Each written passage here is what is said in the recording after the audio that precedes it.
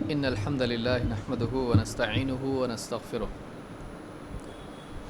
ونعوذ بالله من شرور أنفسنا ومن سيئات أعمالنا من يهده الله فلا مضل له ومن يضلل فلا هادي له وأشهد أن لا إله إلا الله وحده لا شريك له وأشهد أن محمدا عبده ورسوله أما بعد فإن خير الحديث كتاب الله وخير الهدي هدي محمد صلى الله عليه وعلى آله وسلم وشر الأمور محدثاتها وكل محدثة بدعة وكل بدعة ضلالة وكل ضلالة في النار. قال الله تبارك وتعالى واعبد ربك حتى يأتيك اليقين. میرے محترم دینی بھائیوں، رمضان کا مبارک مہینہ ختم ہو چکا ہے، لیکن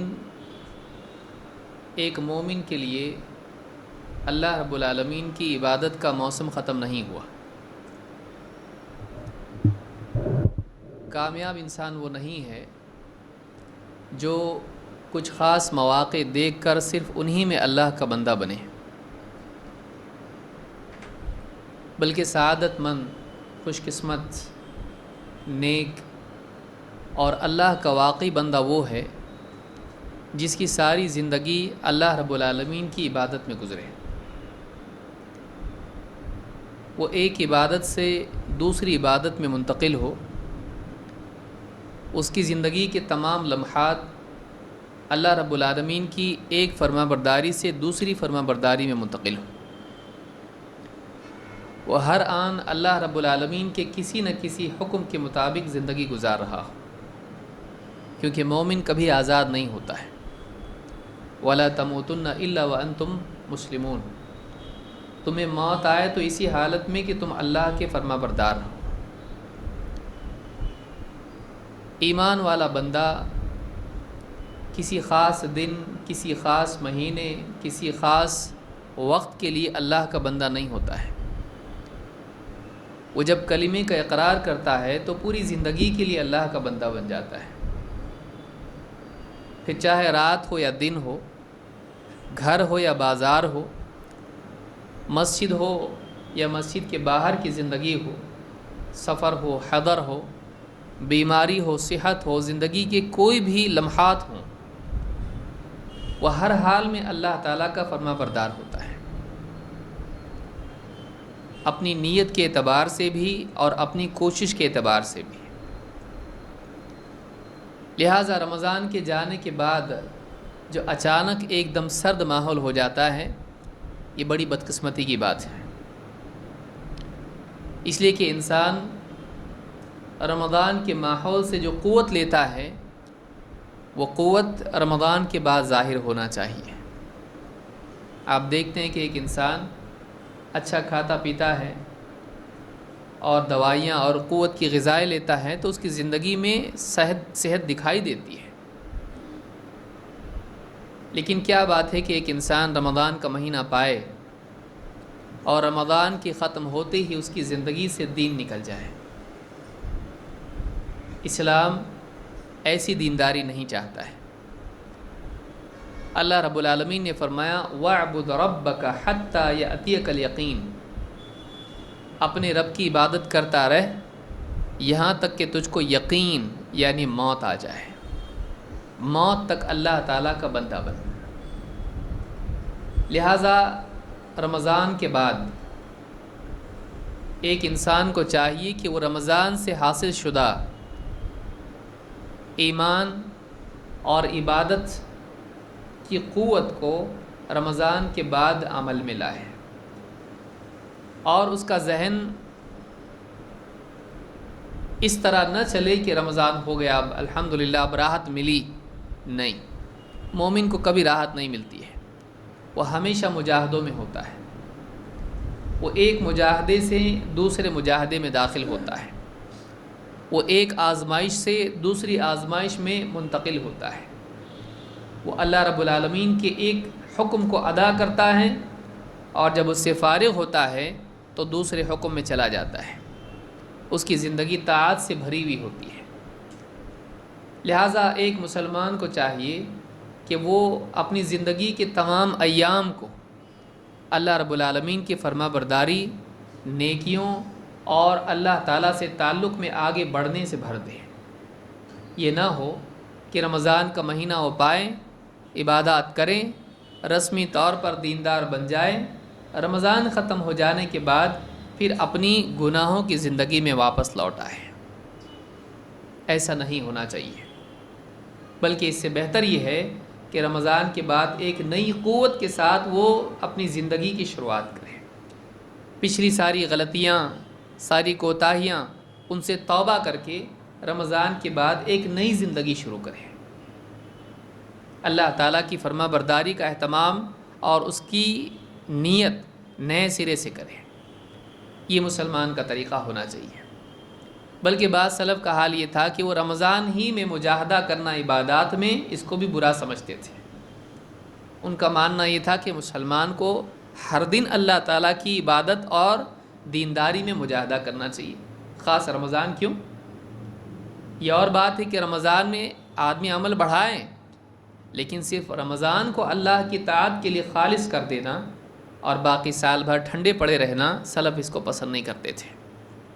مثال کے طور پر بشر الحافی رحمہ اللہ فرماتے ہیں، ان کے سلسلے میں حافظ ابن رجب رحمہ اللہ نے اپنی کتاب لطائف المعارف میں ذکر کیا ہے، کہتے ہیں قیل لبشر، بشر سے کہا گیا ان قوما یتعبدون ویجتہدون فی رمضان، بعض لوگ ایسے ہیں کہ رمضان ہی میں عبادت گزاری کا اہتمام کرتے ہیں اور عبادات میں مجاہدہ کرتے ہیں رمضان میں۔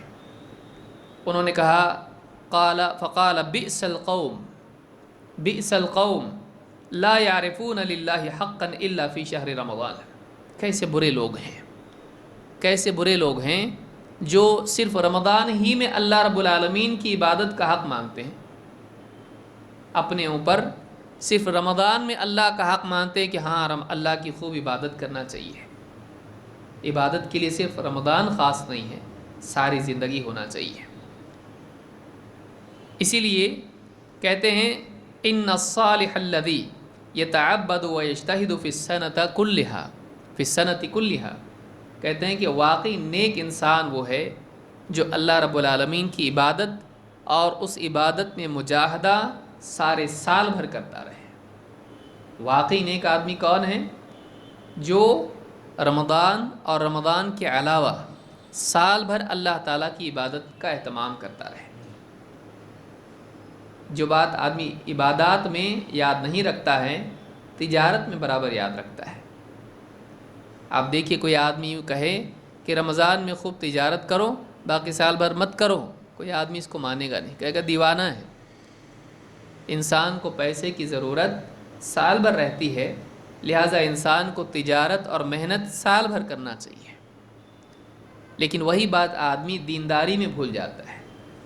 انسان کو نیکی کی ضرورت، اللہ کی ضرورت، دینداری کی ضرورت زندگی بھر ہے، صرف رمضان میں نہیں ہے۔ جیسے آدمی کسی خاص دن، کسی خاص موسم میں سانس نہیں لیتا ہے، وہ یہ مانتا ہے کہ ہر آن آدمی کو سانس لیتے رہنا چاہیے، اس لیے کہ زندگی کی بقا اس پر ہے، مر جائے گا اگر نہیں کرے گا۔ جیسے سانس لینا ضروری ہے، اس سے زیادہ ضروری یہ کہ ایک انسان دیندار بنا رہے۔ وَلَا تَمُوتُنَّ إِلَّا وَأَنْتُمْ مُسْلِمُونَ، تمہیں موت آئے تو اس حال میں کہ تم مسلمان رہو، یعنی اللہ کے فرما بردار رہو۔ اللہ کی فرما برداری سے خروج کسی بھی لمحہ جائز نہیں ہے، کسی بھی لمحہ انسان کے لیے اس کی اجازت نہیں ہے کہ وہ اللہ رب العالمین کی طاعت سے خروج کرے، باہر نکلے۔ لہٰذا شوال کا جو مہینہ ہے، اس مہینے کے تعلق سے جو تفاصیل ہیں، یہ جو احکام ہیں، اس کی خصوصیات ہیں، اس کے فضائل ہیں، ان میں پہلی بات یاد رکھنے کی یہ ہے کہ شوال کا مہینہ آزادی کا نہیں ہے، نئے سرے سے پابندی کی تجدید کا ہے۔ شوال کا مہینہ یعنی کہ بس رمضان اب ختم ہو گیا، اب ہم آزاد ہو گئے۔ شیاطین کے ساتھ مسلمان آزاد نہیں ہوتا ہے۔ رمضان کے بعد کون آزاد ہوتے ہیں؟ شیاطین۔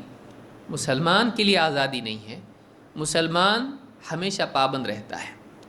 لہٰذا بہت سارے لوگوں کا حال یہ ہوتا ہے کہ وہ رمضان میں اپنے گناہوں کو روکے رکھتے ہیں. کس لیے؟ شوال کے لیے. وہ رمضان میں اپنے آپ کو پابند بنائے رکھتے ہیں. کیوں؟ ایک ہی تو مہینے کی بات ہے. جیسے ہی رمضان ختم ہو گیا ہم آزاد ہو جائیں گے، پھر پہلے سے زیادہ طاقت کے ساتھ گناہوں کی طرف آتے ہیں، اس لیے کہ کسی گناہ سے رکے رہنا اس کی جستجو اور پیدا کرتا ہے. جس گناہ کا، جس لذت کا، جس حرام کا انسان عادی ہوتا ہے، اگر اس کو روک دیا جائے تھوڑی دیر کے لیے، کچھ وقت کے لیے، تو اس کے اندر اس کی طلب اور بڑھ جاتی ہے، اور پھر اس کے بعد واپس جب اس میں لوٹتا ہے تو پہلے سے زیادہ قوت کے ساتھ لوٹتا ہے.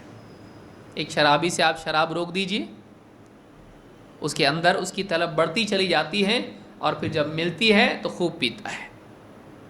ہمارا حال اس شرابی کی طرح نہیں ہونا چاہیے کہ ہم صرف رمضان کو اپنے اور گناہ کے درمیان ایک دیوار مان لیں کہ وقتی طور پر ایک دروازہ ہے جو بند ہو گیا ہے، ابھی کھلنے والا ہے. ایسے لوگوں کے بارے میں سلف کا کیا کہنا ہے؟ کعب رحمہ اللہ فرماتے ہیں: من صام رمضان وهو يحدث نفسه اذا افطر بعد رمضان لا يعصي الله دخل الجنة بغیر مسألة ولا حساب. جو آدمی رمضان کے روزے رکھتا ہو اور رمضان میں اپنے جی میں اس بات کا پکا ارادہ کرے کہ جب رمضان ختم ہو جائے گا تو وہ اللہ کی نافرمانی نہیں کرے گا، وہ رمضان میں روزوں میں اس بات کا اپنے دل سے پکا عہد کرے کہ رمضان جب ختم ہوگا تو میں اللہ کی نافرمانی نہیں کروں گا، فرماتے ہیں وہ جنت میں ضرور داخل ہوگا، نہ اس سے سوال ہوگا نہ اس سے حساب ہوگا. نہ اس سے سوال نہ حساب، بغیر مسئلۃ ولا حساب. لیکن کہتے ہیں کہ ومن صام رمضان وهو يحدث نفسه اذا افطر عصى ربه فصيامه عليه مردود.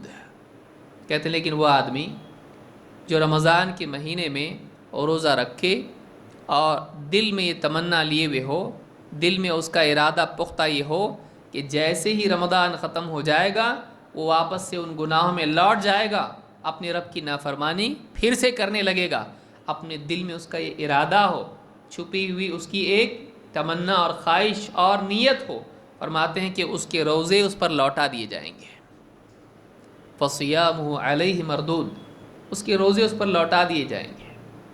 اور یہ بھی عدم قبولیت کی ایک علامت ہے کہ طاعت کے بعد انسان گناہ میں لوٹے. قبولیت کی علامات میں سے ایک علامت کیا ہے؟ کہ اللہ رب العالمین بندے کو ایک نیکی قبول کر کے اگلی نیکی کی توفیق دے. یہ بھی قبولیت کی علامت ہے. اگرچہ عمل ادا ہو جاتا ہے لیکن ادا ہونا الگ ہے، مقبول ہونا الگ ہے. آدمی بعض اوقات نماز پڑھ لیتا ہے، اس سے فریضہ ساقط ہوتا، اللہ قبول نہیں کرتا ہے. انما یتقبل اللہ من المتقین، اللہ قبول کرتا ہے متقین سے. جو آدمی رمضان مہینہ بھر گزار دے اور متقی نہ بن پائے، کیسے وہ قبولیت کی اللہ رب العالمین سے امید رکھتا ہے؟ ایسے آدمی کو چاہیے کہ وہ اللہ سے توبہ کرے، اللہ سے توبہ کرے کہ رمضان کا مہینہ ایک آدمی کو متقی نہ بنائے. ایسا آدمی ناکام و نامراد ہے. اس کو اپنے رمضان پر خوش نہیں ہونا چاہیے، اس کو اپنے رمضان پر فخر نہیں کرنا چاہیے کہ دیکھو کتنا اچھا رمضان ہو گیا. نہیں، اگر رمضان کے بعد اس کی زندگی میں تقویٰ نہیں آیا ہے تو اس آدمی کو اللہ سے ڈرنا چاہیے اور اللہ کے سامنے رونا چاہیے کہ کہیں میرا رمضان برباد تو نہیں ہو گیا، کہیں اللہ رب العالمین نے میرے روزے رد تو نہیں کر دیے، کہ روزوں کے بعد بھی میرے اندر تقویٰ نہیں ہے. کیونکہ اللہ رب العالمین نے فرمایا لعلکم تتقون کتب علیکم الصیام کما کتب علی الذین من قبلکم لعلکم تتقون. تم پر روزے فرض کیے گئے جیسے تم سے پہلوں پر روزے فرض تھے. کیوں فرض کیے گئے؟ کیوں اس کا اہتمام تم پر لازم کیا گیا؟ تاکہ تم متقی بن جاؤ. پھر جب روزے رکھنے کے بعد بھی آدمی متقی نہیں بنتا ہے تو کہیں نہ کہیں کھوٹ ہے، کہیں نہ کہیں عیب ہے. آدمی کو اللہ رب العالمین سے توبہ کرنا چاہیے. لہٰذا یہاں پر آپ دیکھیں سلف کہتے ہیں کہ جو آدمی رمضان میں یہ نیت رکھے ہوئے ہو کہ رمضان کا مہینہ ختم ہوتے ہی پھر سے میں اپنی معاصی کی زندگی میں دندناتے بھاگوں گا، دوڑوں گا، لوٹوں گا، ایسے آدمی پر اور اس کے روزے اس کے منہ پر مار دیے جائیں گے، لوٹا دیے جائیں گے، اللہ نہیں قبول کرے گا اس کو۔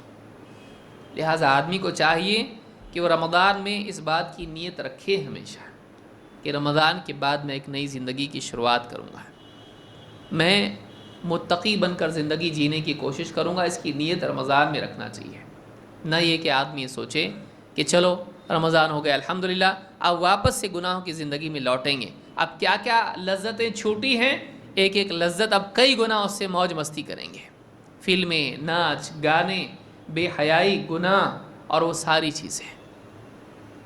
تو یہ بہت بڑی یاد رکھنے کی بات ہے کہ شوال کا جو مہینہ ہے یہ مسلمان کے لیے گویا کہ ایک نئی زندگی کی شروعات ہے، اس کو گناہوں میں لوٹنے کا راستہ نہیں بنانا چاہیے۔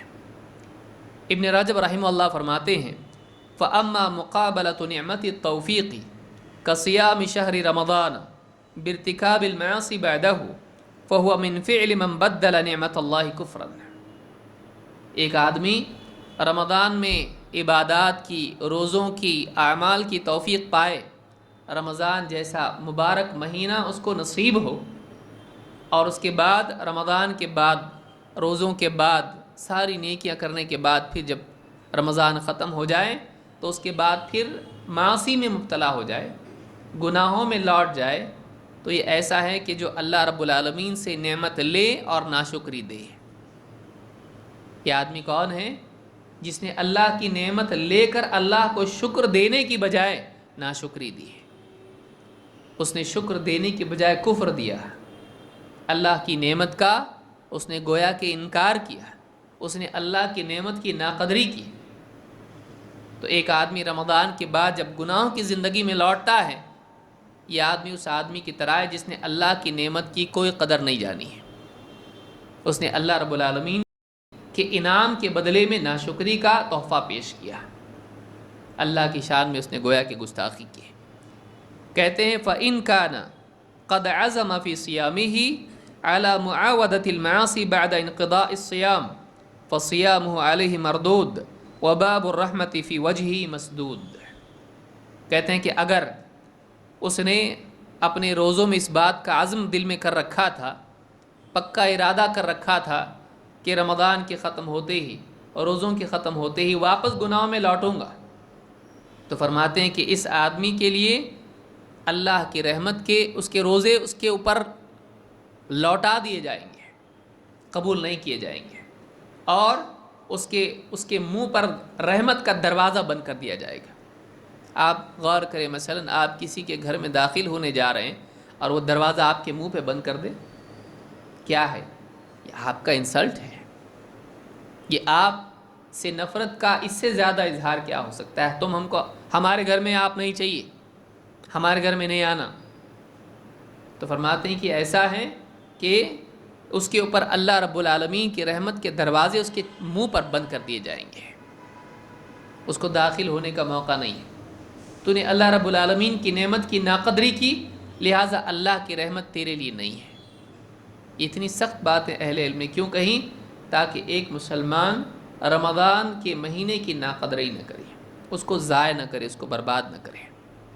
لہٰذا شوال کا مہینہ شروع ہو رہا ہے، یہ آزادی کا مہینہ نہیں ہے، یہ اپنی بندگی کے عہد کی تجدید کا مہینہ ہے۔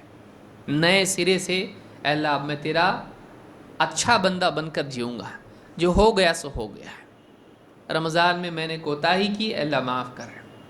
پچھلی زندگی میں نے گناہوں کی گزاری، اے اللہ مجھ کو بہتر زندگی کی توفیق دے۔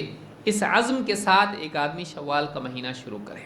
پہلا عمل یہ ہے، یہ عزم کہ اب میں صحیح جیوں گا، پہلا کام شوال کے مہینے میں آدمی کو یہ کرنا چاہیے۔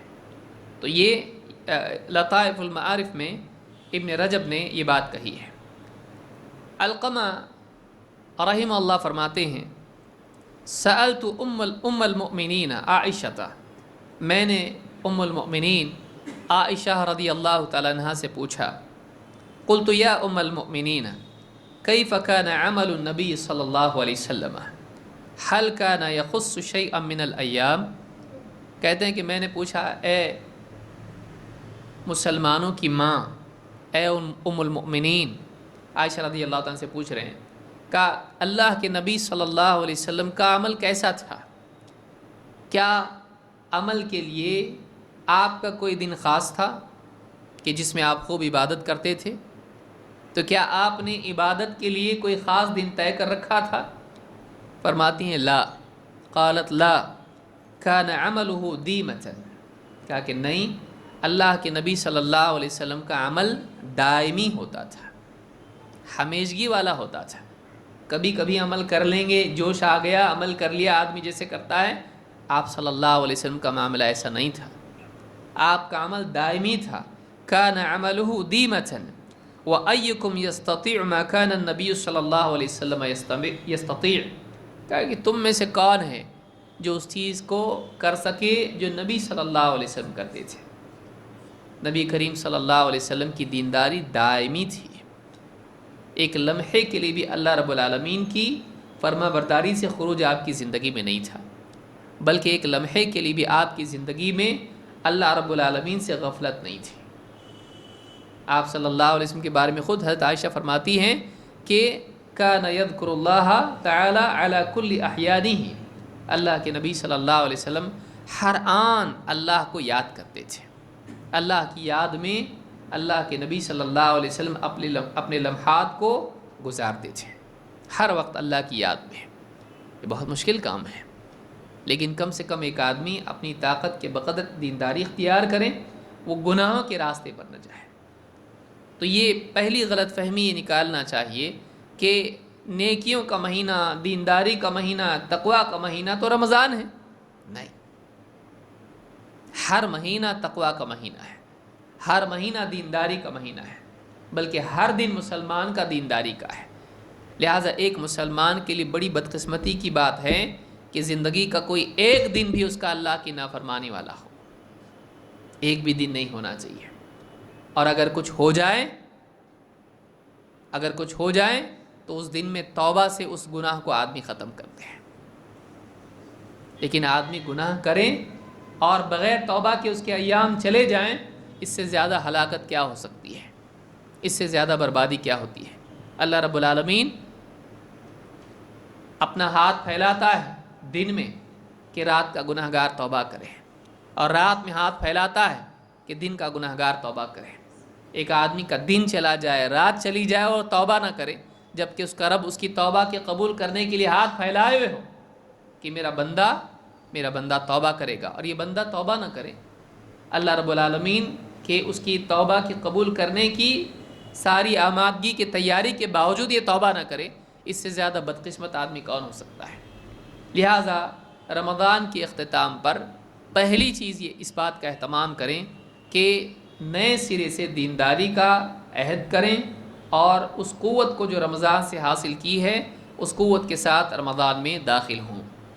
ابن رجب رحمہ اللہ فرماتے ہیں عمل المؤمن لا ينقضی حتی یأتیہ اجلہ، کہتے ہیں مومن کا عمل کبھی ختم نہیں ہوتا ہے یہاں تک کہ اس کو موت آ جاتی ہے۔ مومن کی دینداری کبھی ختم نہیں ہوتی ہے یہاں تک کہ اس کو موت آ جاتی ہے۔ قال الحسن ان اللہ لم يجعل لعمل المؤمن اجلا دون الموت، حسن بصری رحمۃ اللہ علیہ فرماتے ہیں اللہ تعالیٰ نے مومن کے عمل کے لیے کوئی انتہا نہیں رکھی ہے سوائے موت کے۔ ہاں چلو نیک عمل ختم ہو گیا، دینداری ختم ہو گئی ہے، مومن کی زندگی میں ایسا دن کبھی نہیں آتا، چلو اب ختم ہو گیا دین، مومن کی زندگی میں ایسا لمحہ نہیں آتا ہے، ایک ہی لمحہ آتا ہے، کب؟ جب اس کو موت آتی ہے۔ کہتے ہیں کہ اللہ رب العالمین نے مومن کے لیے عمل کے خاتمے کا کوئی وقت نہیں رکھا ہے سوائے موت کے، اور پھر انہوں نے آیت پڑھی ثم قرأ وَاعْبُدْ رَبَّكَ حَتَّى يَأْتِيَكَ الْيَقِينُ، اپنے رب کی عبادت کرتا رہ یہاں تک کہ تجھ کو یقین یعنی موت آ جائے۔ اس کو ابن رجب نے اپنی تفسیر میں ذکر کیا ہے، لطائف المعارف میں بھی میں سمجھتا ہوں یہ انہوں نے کہا ہے۔ تو یہ ساری باتیں بہت ہی بنیادی باتیں ہیں جن کو یاد رکھنا ضروری ہے کہ ہم رمضان کے بعد بھی دین پر جمے رہیں۔ آئیے اب دیکھتے ہیں کہ شوال کا مہینہ جو رمضان کے بعد ہوتا ہے، یہ مہینہ اس میں کیا خاص باتیں ہیں، ایک ایک کر کے ہم دیکھتے ہیں اور پھر اس کے اعمال اور احکام بھی دیکھتے ہیں۔ سب سے پہلی چیز یہ کہ جس انسان کا اعتکاف کسی عذر کی بنا پر چھوٹا ہو اور وہ معمول اس کا تھا کہ وہ اعتکاف کرتا تھا، تو شوال کے مہینے میں وہ اپنے اعتکاف کی قضا کر سکتا ہے۔ اعتکاف فرض نہیں ہے، اگر کسی نے اعتکاف توڑا ہے کسی وجہ سے تو اس کی قضا اس پر لازم نہیں ہے، لیکن اگر وہ چاہے تو اس کی قضا کر سکتا ہے۔ مستحب کی قضا مستحب ہے اور فرض کی قضا فرض ہے۔ اگر روزہ چھوٹا ہے اس کی قضا فرض ہے، اس لیے کہ روزہ فرض ہے، لیکن چونکہ اعتکاف فرض نہیں ہے لہذا کسی وجہ سے، کسی بیماری کی وجہ سے یا کسی مجبوری کے سبب اس نے اعتکاف توڑا ہے تو وہ اس اعتکاف کی قضا شوال کے مہینے میں کر سکتا ہے، اگر نہ کرے تب بھی گنہگار نہیں ہوگا۔ مثال کے طور پر اللہ کے نبی صلی اللہ علیہ وسلم نے اپنے اعتکاف کی قضا شوال میں کی ہے۔ عائشہ رضی اللہ تعالیٰ عنہ فرماتی ہیں کان رسول اللہ صلی اللہ علیہ وسلم یعتکف فی کل رمضان، اللہ کے رسول صلی اللہ علیہ وسلم ہر رمضان میں اعتکاف کرتے تھے۔ وَإِذَا صَلَّى الْغَدَاةَ دَخَلَ مَكَانَهُ الَّذِي اعْتَكَفَ فِيهِ، جب آپ فجر کی نماز پڑھ لیتے اپنے معتکف میں آپ داخل ہو جاتے ہیں۔ مسجد میں خیمہ لگایا جاتا ہے اعتکاف میں، آج بھی لوگ دیکھتے ہیں اس کو، ٹینٹ جس کو ہم کہتے ہیں، خیمہ خاص جگہ اس کی ہوتی ہے تنہائی کی، جس میں وہ اکیلا کٹ کٹا کے رہ کے عبادت کرتا ہے۔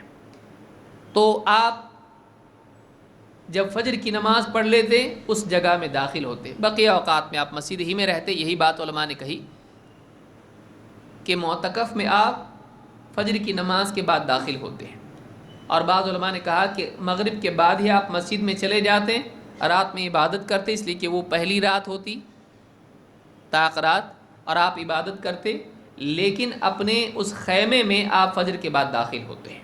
یہ سنت اللہ کے نبی صلی اللہ علیہ وسلم کی تھی۔ امام النووی وغیرہ نے یہی بات کہی ہے۔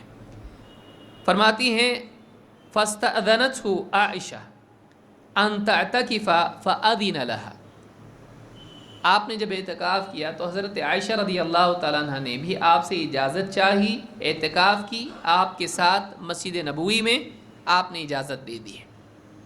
ابن حجر کہتے ہیں اس میں اشارہ ہے کہ عورت شوہر کی اجازت کے بغیر اعتکاف نہ کرے، اور بعض علماء نے یہ بھی کہا ہے کہ عورت اعتکاف کرے تو شوہر کے ساتھ کرے، کیونکہ آپ نے اعتکاف کیا آپ کے ازواج نے کیا، تو یہ بھی بعض علماء نے کہا، لیکن یہ لازمی شرط بظاہر نہیں دکھائی دیتی ہے۔ فَضَرَبَتْ فِيهِ قُبَّةً، ان کے لیے بھی الگ سے ایک قبہ مسجد میں بنایا گیا۔ فَسَمِعَتْ بِهَا حَفْصَةٌ فَضَرَبَتْ قُبَّةً، جب حضرت عائشہ کی اعتکاف کی خبر حضرت حفصہ رضی اللہ تعالیٰ عنہ نے سنی، جو کہ اور ایک بیوی ہیں نبی صلی اللہ علیہ وسلم کی دوسری، تو انہوں نے بھی مسجد میں ایک قبہ لگایا، خیمہ لگایا۔ فَسَمِعَتْ زَيْنَبُ بِهَا فَضَرَبَتْ قُبَّةً أُخْرَى، جب یہ خبر حضرت زینب نے سنی انہوں نے بھی ایک خیمہ لگایا، 1 2 3 4، ایک نبی صلی اللہ علیہ وسلم کا اور 3 آپ کی ازواج کے۔ فَلَمَّا انصَرَفَ رسول اللہ صلی اللہ علیہ وسلم من الغداة أَبْصَرَ 4 قِبَابٍ، جب اللہ کے نبی صلی اللہ علیہ وسلم فجر کی نماز سے فارغ ہوئے تو آپ نے دیکھا مسجد میں 4 خیمے لگے ہوئے ہیں، ایک آپ کا اور 3 ازواج کے۔ فَقَالَ مَا هَذَا، کہ یہ کیا ہے؟ آپ نے پوچھا یہ کیا ہے؟ فَأُخْبِرَ خَبَرَهُنْ، آپ کو بتایا گیا کہ یہ آپ کی ازواج کے خیمے ہیں۔ فَقَالَ مَا حَمَلَهُنَّ عَلَى هَذَا، کہ یہ کیوں کر رہی ہیں یہ سب کیوں کر رہی ہیں؟ البر، نیکی ہے یہ، یعنی ایک دوسرے سے کمپٹیشن کی وجہ سے کہ فلاں نے کیا تو میں بھی کروں گی نبی صلی اللہ علیہ وسلم کے ساتھ، اور ایک کے ساتھ ایک اس طرح سے منافست کریں اس میں، تو کہا البر انزعوها فلا اراها، کہا ہٹاؤ اس کو، نکال دو یہ سب خیمے، مجھے مناسب نہیں لگتا ہے۔ فنزعت، اور وہ سارے خیمے مسجد سے ہٹا دیے گئے۔ فلم یعتکف فی رمضان حتی اعتکف فی آخر العشر من شوال، آپ نے بھی اپنا اعتکاف ختم کر دیا اور آپ نے رمضان میں اس رمضان میں اعتکاف نہیں کیا، بلکہ آپ نے شوال کے آخر میں اپنا اعتکاف کیا، یعنی رمضان کا اعتکاف آپ نے کیا کر دیا، چھوڑ دیا، اور آپ نے وہ اعتکاف کب کیا، شوال میں۔ اس روایت میں آخر شوال آیا ہے جو کہ بخاری کی روایت ہے، لیکن مسلم کی روایت میں ہے حتی اعتکف فی العشر الاول من شوال، آپ نے شوال کے پہلے عشرے میں اعتکاف کیا۔ ابن حجر رحمہ اللہ فرماتے ہیں کہ آپ نے شروعات پہلے کی، لیکن یہ اختتام کی بات بیان کی گئی ہے دوسری روایت میں کہ آپ نے بعد میں جب ختم کیا تو آخری تھا۔ تو اس حدیث سے، جس کو امام البخاری اور مسلم نے روایت کیا اور یہ الفاظ بخاری کے ہیں، اس روایت سے معلوم ہوتا ہے کہ کسی آدمی نے اگر شوال کا اعتکاف، رمضان کا اعتکاف منقطع کیا ہو تو وہ اپنے اس اعتکاف کی قضا کہاں کریں، شوال کے مہینے میں۔ یہ مستحب ہے، بعد میں بھی کرتا ہے تو کوئی حرج نہیں ہے، اور اگر سرے سے نہ کریں تب بھی وہ گناہگار نہیں ہوگا۔ اس سے یہ بھی بات معلوم ہوتی ہے کہ کسی شرعی عذر کی وجہ سے آدمی رمضان میں اعتکاف چھوڑ سکتا ہے، وہ گناہگار نہیں ہوتا ہے۔ یہی بات دیگر نوافل کے بارے میں بھی علماء نے کہی ہے کہ اگر آدمی روزہ رکھے نفل اور اس کے بعد کوئی اس کو ضرورت پیش آ جائے، وہ نفل روزہ توڑ سکتا ہے، اس پر کوئی گناہ نہیں ہے، جیسا کہ آگے آئے گا انشاءاللہ۔ تو ایک بات یہ بھی معلوم ہوئی کہ اس مہینے میں نبی کریم صلی اللہ علیہ وسلم نے اپنے چھوٹے ہوئے اعتکاف کی قضا کی ہے۔ نمبر 2، یہ مہینہ نکاح کے لیے اچھا ہے۔ اللہ کے نبی صلی اللہ علیہ وسلم کا حضرت عائشہ رضی اللہ تعالیٰ عنہ سے نکاح اسی مہینے میں ہوا ہے، اور حضرت عائشہ رضی اللہ تعالیٰ عنہ نکاح کے لیے اس کو بہتر مہینہ جانتی تھی، اور واقعی اگر آدمی عقل کی نگاہ سے دیکھے تب بھی یہ بہتر ہے کہ رمضان ختم ہو گیا، اب اس کے بعد بعض لوگ رمضان سے پہلے نکاح کر لیتے ہیں اور بعد میں رمضان میں پریشان ہوتے ہیں، تو رمضان کے اختتام پر نکاح کرنا یہ زیادہ بہتر ہے، اور خصوصاً اس وجہ سے بھی کہ نبی کریم صلی اللہ علیہ وسلم کا نکاح آپ نے جب اس کا انتخاب کیا تو واقعی یہ بہتر ہے۔ اور سب سے پیاری بیوی آپ کی کون؟ حضرت عائشہ رضی اللہ تعالیٰ عنہ۔ اس کا یہ مطلب نہیں ہے کہ دوسرے مہینوں میں نکاح نہیں کر سکتے ہیں، بلکہ سارے مہینوں میں نکاح کیا جا سکتا ہے۔ ایک وجہ یہ بھی بتائی گئی ہے کہ اس مہینے کو عرب کے لوگ برا سمجھتے تھے نکاح کے لیے، لہٰذا اس مہینے کو آپ نے نکاح کے لیے چنا۔ عائشہ رضی اللہ تعالیٰ عنہ فرماتی ہیں تزوجنی رسول اللہ صلی اللہ علیہ وسلم فی شوال وبنا بی فی شوال، اللہ کے نبی صلی اللہ علیہ وسلم نے شوال ہی کے مہینے میں مجھ سے نکاح کیا، اور شوال ہی کے مہینے میں میرے ساتھ ازدواجی زندگی کی شروعات کی ہے۔ شادی شدہ زندگی کی شروعات بھی مجھ سے کس مہینے میں کی؟ شوال کے مہینے میں۔ فَأَيُّ نِسَاءِ رسول اللہ صلی اللہ علیہ وسلم كَانَ أَحْضَ عِنْدَهُ مِنِّي، اور بتاؤ آپ صلی اللہ علیہ وسلم کے نزدیک مجھ سے زیادہ اور کون سی بیوی پیاری تھی، کون سی بیوی تھی جس نے نبی کریم صلی اللہ علیہ وسلم کی محبت کا حصہ مجھ سے زیادہ پایا ہو؟ قال، راوی کہتے ہیں وَكَانَتْ عَائِشَةُ تَسْتَحِبُّ أَن تُدْخِلَ نِسَاءَهَا فِي شوال، فرماتی ہیں، راوی کہتے ہیں کہ عائشہ رضی اللہ تعالیٰ عنہ اس کو پسند فرماتی تھیں کہ اسی مہینے میں شوہر اپنی بیوی کے ساتھ میں ازدواجی زندگی کی شروعات کرے۔ تو یہ مسلم کی روایت ہے۔ اس سے یہ بھی معلوم ہوتا ہے کہ شوال کا مہینہ نکاح کے لیے مستحب مہینہ ہے، تو جو لوگ نکاح کا ارادہ رکھتے ہیں تو ان کے لیے یہ مہینہ بہتر ہے، لیکن یہ نہیں کہ زبردستی اسی مہینے کو خاص کیا جائے، سال بھر نکاح کے لیے کوئی مسئلہ نہیں ہے۔ خاص طور سے بعض لوگ محرم کے مہینے کو نکاح کے لیے محرم سمجھتے ہیں اور منحوس سمجھتے ہیں، یہ جہالت ہے۔ ایسا کوئی مہینہ نہیں ہے جس میں نکاح برا ہو، اللہ رب العالمین نے کوئی اس کی حد نہیں رکھی، کوئی ممانعت نہیں رکھی، نہ نبی صلی اللہ علیہ وسلم نے۔ نہ کوئی مہینہ منحوس ہوتا ہے، نہ کوئی گھڑی ہوتی ہے۔ ہاں اگر آپ کہہ سکتے ہیں تو وہی وقت منحوس ہوگا جس میں آپ گناہ کر رہے ہیں، اس لیے کہ اس کی نحوست آپ کی زندگی کو برباد کرے گی۔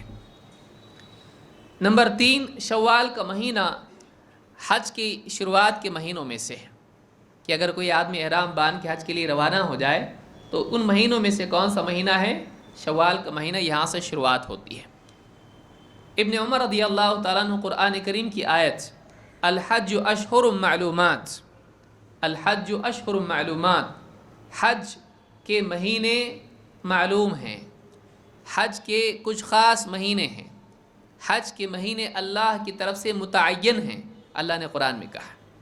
تو فرماتے ہیں اس کی تفسیر میں قال شوال وذو القعدۃ وعشر من ذی الحجہ، کہتے یہ کون سے مہینے ہیں جن کے بارے میں اللہ تعالیٰ نے فرمایا کہ حج کے کچھ مہینے متعین ہیں، طے شدہ ہیں، کہتے ہیں کہ شوال، ذو القعدہ اور ذو الحجہ کے 10 دن، تو یہ حج کے ایام ہیں، یہ حج کے مہینے ہیں۔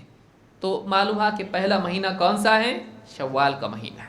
پہلے زمانے میں آپ جانتے ہیں کہ بہت لمبے پیدل سفر کر کے بھی لوگ حج کو جایا کرتے تھے، تو یہ مہینہ ہے جہاں سے شروعات اس کی ہوتی ہے، شوال کا مہینہ ہے۔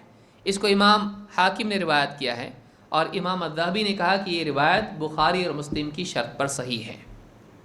اسی طرح سے صحیح بخاری کی روایت میں ابن عباس رضی اللہ تعالیٰ عنہ فرماتے ہیں وَأَشْهُرُ الْحَجِّ الَّتِي ذَكَرَ اللَّهُ تَعَالَى فِي كِتَابِهِ، حج کے مہینے جن کا اللہ تعالیٰ نے قرآن کریم میں ذکر کیا ہے، کہتے ہیں کہ شوال وذو القعدہ وذو الحجہ، یہ 3 مہینے ہیں، شوال، ذو القعدہ اور ذو الحجہ، یعنی شوال کے بعد کے لگاتار 2 مہینے اور شوال کا مہینہ۔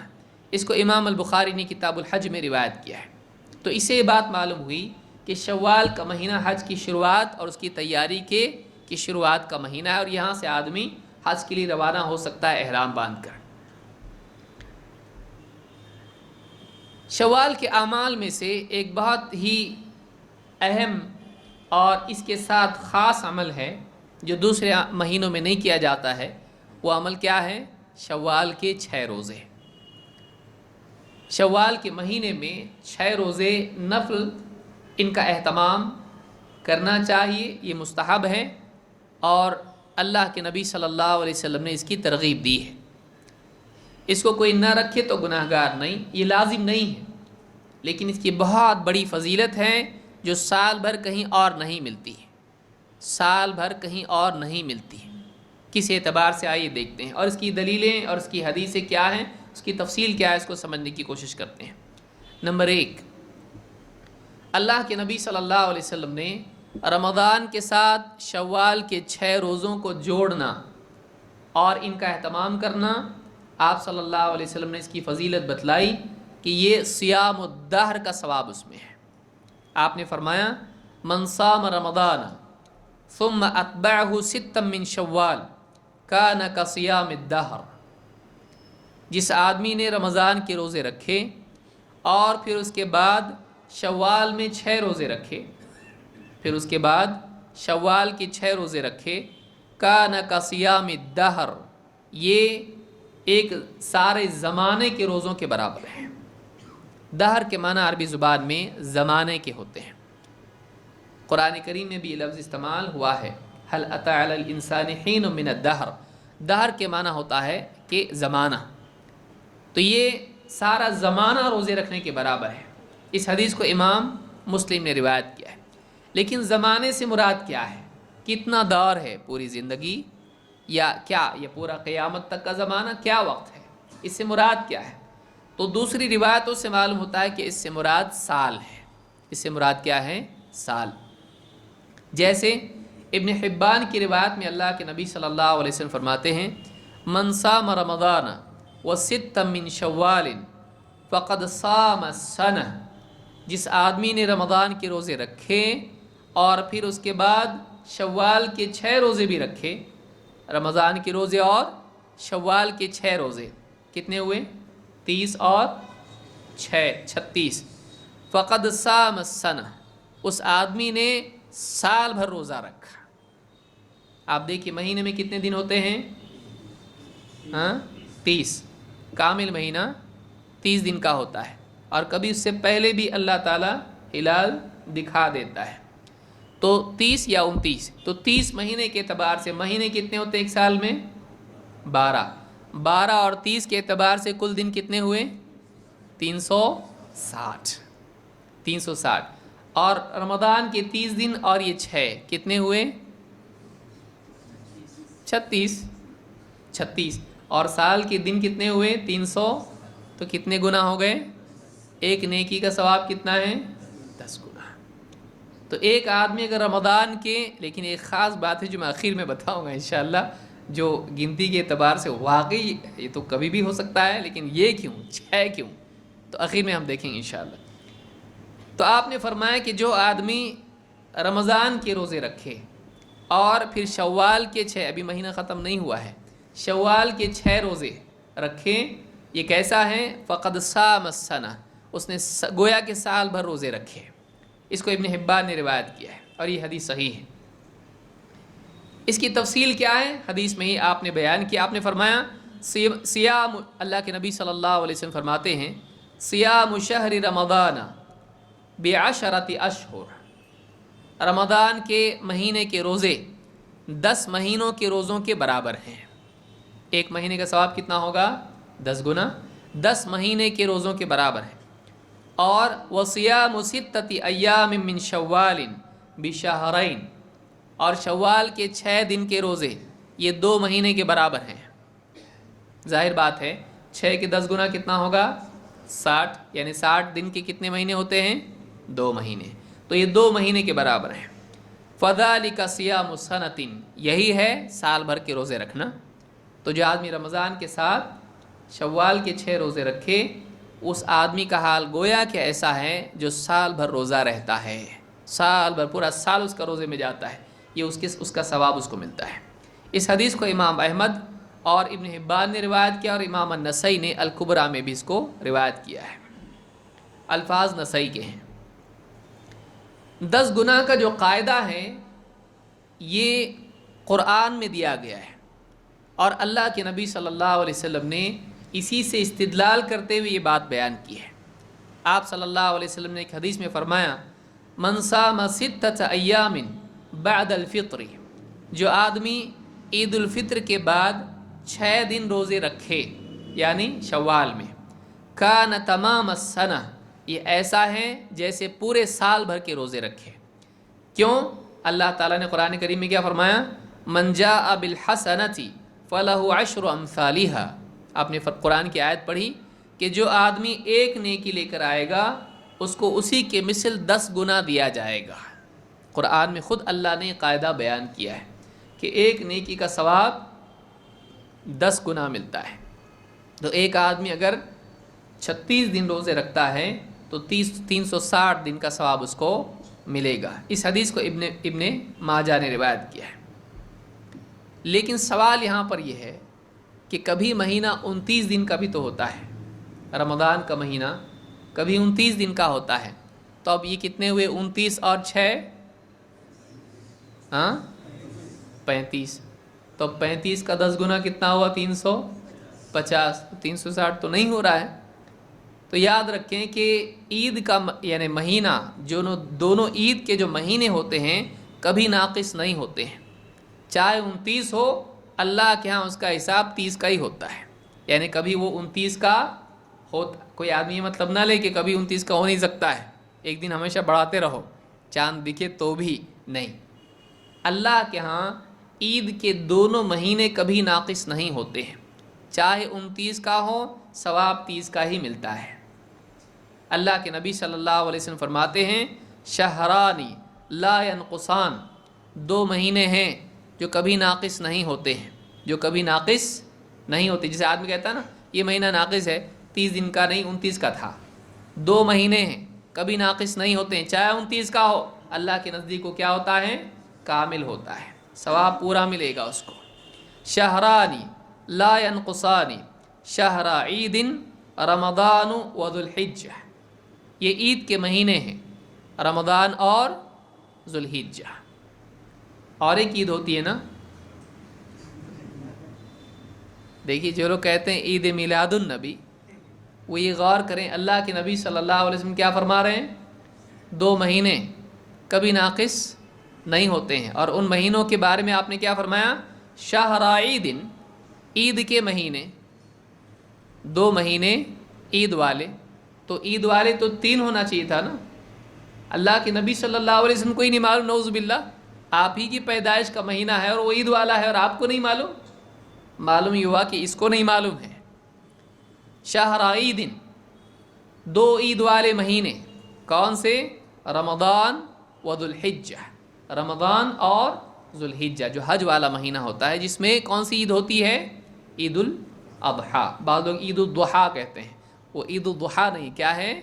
عید الاضحیٰ، اضاحی کی وجہ سے، قربانی کی وجہ سے۔ تو یہ بخاری اور مسلم کی حدیث ہے۔ اس سے معلوم ہوا کہ اگر مہینہ 29 کا بھی ہو، کوئی آدمی گھبرائے نہیں، وہ 360 والا قاعدہ ہے وہ تو فٹ نہیں ہو رہا ہے یہاں پر، تو یاد رکھیں کہ عید کے مہینے کبھی ناقص نہیں ہوتے، تو چاہے 29 کا ہو، وہ 360 والا جو حساب ہے وہ فٹ ہوتا ہے، چاہے 29 کا مہینہ ہو۔ اسی لیے ابن رجب رحمہ اللہ فرماتے ہیں فَإِنْ قَالَ قَائِلٌ فَلَوْ صَامَ هَذِهِ السِّتَّةَ أَيَّامٍ مِّن غَيْرِ شَوَّالٍ۔ اب یہاں پر ایک سوال دیکھیں، کوئی آدمی کہہ سکتا ہے ٹھیک ہے یہ جو قاعدہ ہے 10 گنا کا شوال کے ساتھ ہے؟ نہیں، اگر میں کوئی روزہ رکھوں کسی اور مہینے میں، کسی بھی مہینے میں رکھا، میں نے رجب کے مہینے میں رکھا یا کسی اور مہینے میں ذوالقعدہ میں رکھا، تو ایک روزہ رکھوں گا تو کتنے گنا ملے گا ثواب؟ 10 گنا۔ اور اسی مہینے میں نے 6 روزے رکھ لیے، پیر جمعرات پیر جمعرات پیر جمعرات کر کے، تو کتنے روزے؟ 6 روزے رکھے تو کتنا ثواب ملے گا؟ 10 گنا۔ تو وہ 6 روزے بھی تو 10 گنا ہوں گے، 60، اور رمضان تو وہ 60 اور یہ کتنے ہوئے؟ سب ملا کے واپس سے چلے گا؟ نہیں چلے گا ایسا۔ تو اس میں یہ شوال ہی کی کیا خصوصیت ہے؟ میں شوال میں نہیں رکھوں گا، کسی اور مہینے ذوالقعدہ میں رکھ لوں گا جو میرے روزے چھوٹے ہیں، تو میں وہ 6 اور یہ 30 پھر بھی تو میرے 360 ہو جائیں گے، پھر بھی تو سال کا ثواب ملے گا۔ کیا یہ نہیں کہا جا سکتا ہے؟ اس کا جواب دیکھیے کیا ہے، اور یہ یاد رکھیں، اس کی فضیلت اس سے معلوم ہوتی ہے۔ ابن رجب فرماتے ہیں فَإِنْ قَالَ قَائِلٌ، ہم سے پہلے سوچنے والے ہوتے ہیں، ہم سے زیادہ عقل مند لوگ ہمارے بعد نہیں، ہم سے پہلے ہیں۔ فَإِنْ قَالَ قَائِلٌ، جو ہم سوچ سکتے تھے اور نہیں سوچ سکتے، ہم سے پہلے لوگ اتنے علم والے تھے کہ وہ سب سوچ کے بیٹھے ہیں، اس لیے کوئی نیا نقطہ کوئی نہیں نکالنا چاہیے، بلکہ پچھلے سلف کی اقتداء ہی میں اس کی کیا ہے؟ نجات۔ علماء کہتے ہیں کل خیر فی اتباع من سلف، ساری بھلائی اس میں ہے کہ آدمی سلف کے پیچھے چلے، ان کو اوورٹیک کرنے کی کوشش نہ کرے۔ وَكُلُّ شَرٍ فِي ابْتِدَاءِ مَنْ خَلَف، کہتے ہیں کہ ساری برائی جو ہے، سارا کا سارا شر بعد والوں کی بدعت میں ہے۔ ایک نیا نقطہ آیا ذہن میں، تیرے پاس ہی رکھو، کسی کو بتا مت۔ فَإِنْ قَالَ قَائِلٌ، اگر کوئی کہتا ہے فَلَوْ صَامَ هَذِهِ السِّتَّةَ أَيَّامٍ مِّن غَيْرِ شَوَّالٍ، اگر آدمی یہی 6 روزے شوال کے علاوہ رکھے، يَحْصُلُ لَهُ هَذَا الْفَضْلُ، کیا اس کو یہی فضیلت حاصل نہیں ہوگی؟ فَكَيْفَ خُصَّ صِيَامُهَا مِن شَوَّالٍ، یہ سیام اور یہ 6 روزے شوال کے ساتھ کیوں خاص ہیں؟ اگر 10 گناہی کا قاعدہ آپ کو دیکھنا ہے تو سال بھر کے لیے ہونا چاہیے۔ کہتے ہیں نہیں، کہتے ہیں علماء نے بات کہی ہے صِيَامُهَا مِن شَوَّالٍ يَلْتَحِقُ بِصِيَامِ رَمَضَانَ فِي الْفَضْلِ، کہتے ہیں کہ شوال کے 6 روزے رکھنا رمضان کی فضیلت کے ساتھ شامل ہو جاتے ہیں۔ فَيَكُونُ لَهُ أَجْرُ صِيَامِ الدَّهْرِ فَرْضًا، ذَكَرَ ذَلِكَ ابن المبارک، کہتے ہیں کہ شوال کے جو 6 روزے ہیں یہ رمضان کے ساتھ جڑ کے سال بھر 360 فرض روزوں کا ثواب ہو جاتا ہے۔ فرق یاد رکھیں، ایک آدمی اگر کسی اور مہینے میں 6 روزے رکھتا ہے تو 60 روزے کا ثواب ملے گا، ٹھیک ہے 10 گنا، لیکن کون سے؟ فرض کے نفل؟ نفل ہیں وہ۔ آپ دیکھیے رمضان فرض ہے کہ نفل ہے؟ فرض ہے، تو 10 گنا کیا ہو رہا ہے؟ فرض، اور اس کے ساتھ یہ 6 روزے مل گئے تو 60 بنے، فرض کے ساتھ یہ 60 مل کے سال بھر کا کیا ہو گیا؟ فرض ہو گیا، تو یہ 60 فرض کا ثواب اس کو دلاتے ہیں۔ لیکن کسی اور مہینے میں رکھے گا تو وہ کیا ثواب ملے گا اس کو؟ تو وہ اس کی برابری کبھی کر سکتا ہے؟ نہیں کر سکتا ہے۔ تو فرق یہ ہے، اس لیے عقل چلانا نہیں، عقل آدمی اپنی چلا کے کسی اور مہینے میں رکھے۔ ایک نقطہ میرے پاس ہے، کسی کو بتاؤں گا نہیں، مت بتا، اور عمل بھی مت کر، اس کے اوپر ہے۔ اس مہینے کی خصوصیت یہ ہے کہ رمضان کے ساتھ اس کا التحاق اس کے لیے سال بھر کے فرض روزوں کی यानी اس کی فضیلت کا ثواب اس کو ملتا ہے. تو گویا کہ سال بھر اس نے فرض روزے رکھے، یہ نفل ہو کر بھی فرض کا ثواب اس کو دلا رہے ہیں. کیوں؟ رمضان کی تبعیت کی وجہ سے، رمضان سے التحاق کی وجہ سے، رمضان کے ساتھ جڑنے کی وجہ سے. تو یہ بہت بڑی بات ہے. اور کہتے ہیں کہ ذکر ذالک ابن المبارک، یہ بات کس نے کہی ہے؟ ابن مبارک رحمہ اللہ نے کہی ہے. لطائف المعارف میں ابن رجب نے یہ بات کہی ہے. شوال کے روزوں کی حکمت کیا ہے؟ کیوں؟ کئی باتیں امام ابن رجب نے اپنی کتاب میں کہی ہیں، اس میں سے 2 باتیں میں ذکر کرتا ہوں. نمبر 1، وہ کہتے ہیں کہ اس میں اللہ رب العالمین کی نعمت پر شکر کا اظہار ہے، کہ اللہ رب العالمین جب ایک نعمت بندے کو دے تو بندے کے لیے ضروری ہے کہ اس نعمت کو پانے کے بعد اللہ کا شکر عبادت ہی کی صورت میں پیش کرے.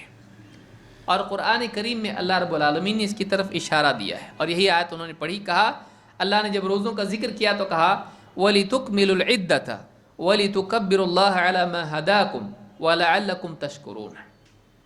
سورۃ البقرہ میں اللہ نے فرمایا کہ یہ کیوں اللہ نے روزے رکھے، کیوں یہ سارا نظام تقویٰ کا اللہ نے قائم کیا. تو اللہ تعالیٰ فرماتا ہے وَلِتُكْمِلُوا الْعِدَّةَ، تاکہ تم رمضان کے روزوں کی، رمضان کے دنوں کی گنتی پوری کرو. نمبر 1. نمبر 2، وَلِتُكَبِّرُوا اللَّهَ عَلَى مَا هَدَاكُمْ، اور اللہ کی دی ہوئی ہدایت پر تم اس کی بڑائی بیان کرو. عید کے دن ہم کیا کرتے ہیں؟ اللہ اکبر اللہ اکبر، تکبیرات اللہ کی ہوتی ہیں، گاہ تکبیرات سے گونجتی ہے، لوگ آتے جاتے راستوں پر اللہ کی تکبیر پڑھتے ہیں. تو یہ وَلِتُكَبِّرُوا اللَّهَ عَلَى مَا هَدَاكُمْ، تاکہ اللہ رب العالمین کی دی ہوئی ہدایت پر تم اللہ کی تکبیر کہو. اور اس کے بعد کیا کہا؟ وَلَعَلَّكُمْ تَشْكُرُونَ، اور تاکہ تم اللہ کا شکر کرو. گنتی پوری کرو، عید کے دن تکبیرات، اور اس کے بعد آخری عمل کیا ہے؟ وَلَعَلَّكُمْ تَشْكُرُونَ، کہ یہ ساری نعمت اللہ نے دی، رمضان جیسا مبارک مہینہ اللہ نے دیا، تو اس پر تم اللہ کا شکر کرو. شکر قلب سے بھی ہوتا ہے، زبان سے بھی ہوتا ہے، اور عمل سے بھی ہوتا ہے.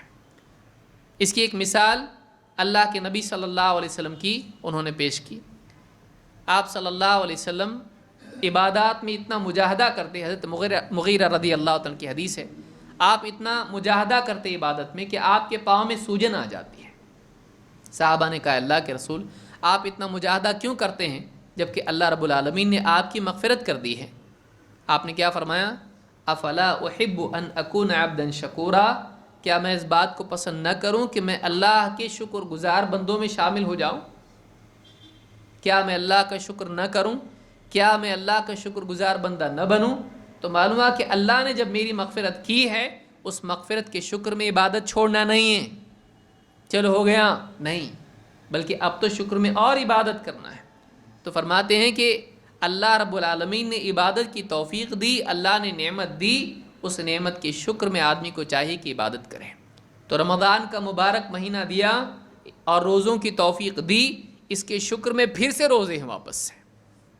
تو ایک آدمی شکر کے طور پر اب موسیٰ علیہ السلام کو دیکھیے، فرعون سے نجات دی تو کیا کیا؟ عاشورہ کا روزہ کیا ہے؟ وہی تو ہے کہ موسیٰ علیہ السلام کو اللہ رب العالمین نے فرعون سے نجات دی، تو انہوں نے بطور شکر کیا کیا؟ روزہ رکھا. تو شکر کا ایک طریقہ یہ بھی کہ آدمی روزہ رکھے. تو کہتے ہیں کہ رمضان کی نعمت پر شکر کا اظہار ایک اس اعتبار سے بھی کہ آدمی اس کے بعد پھر کچھ روزے رکھے.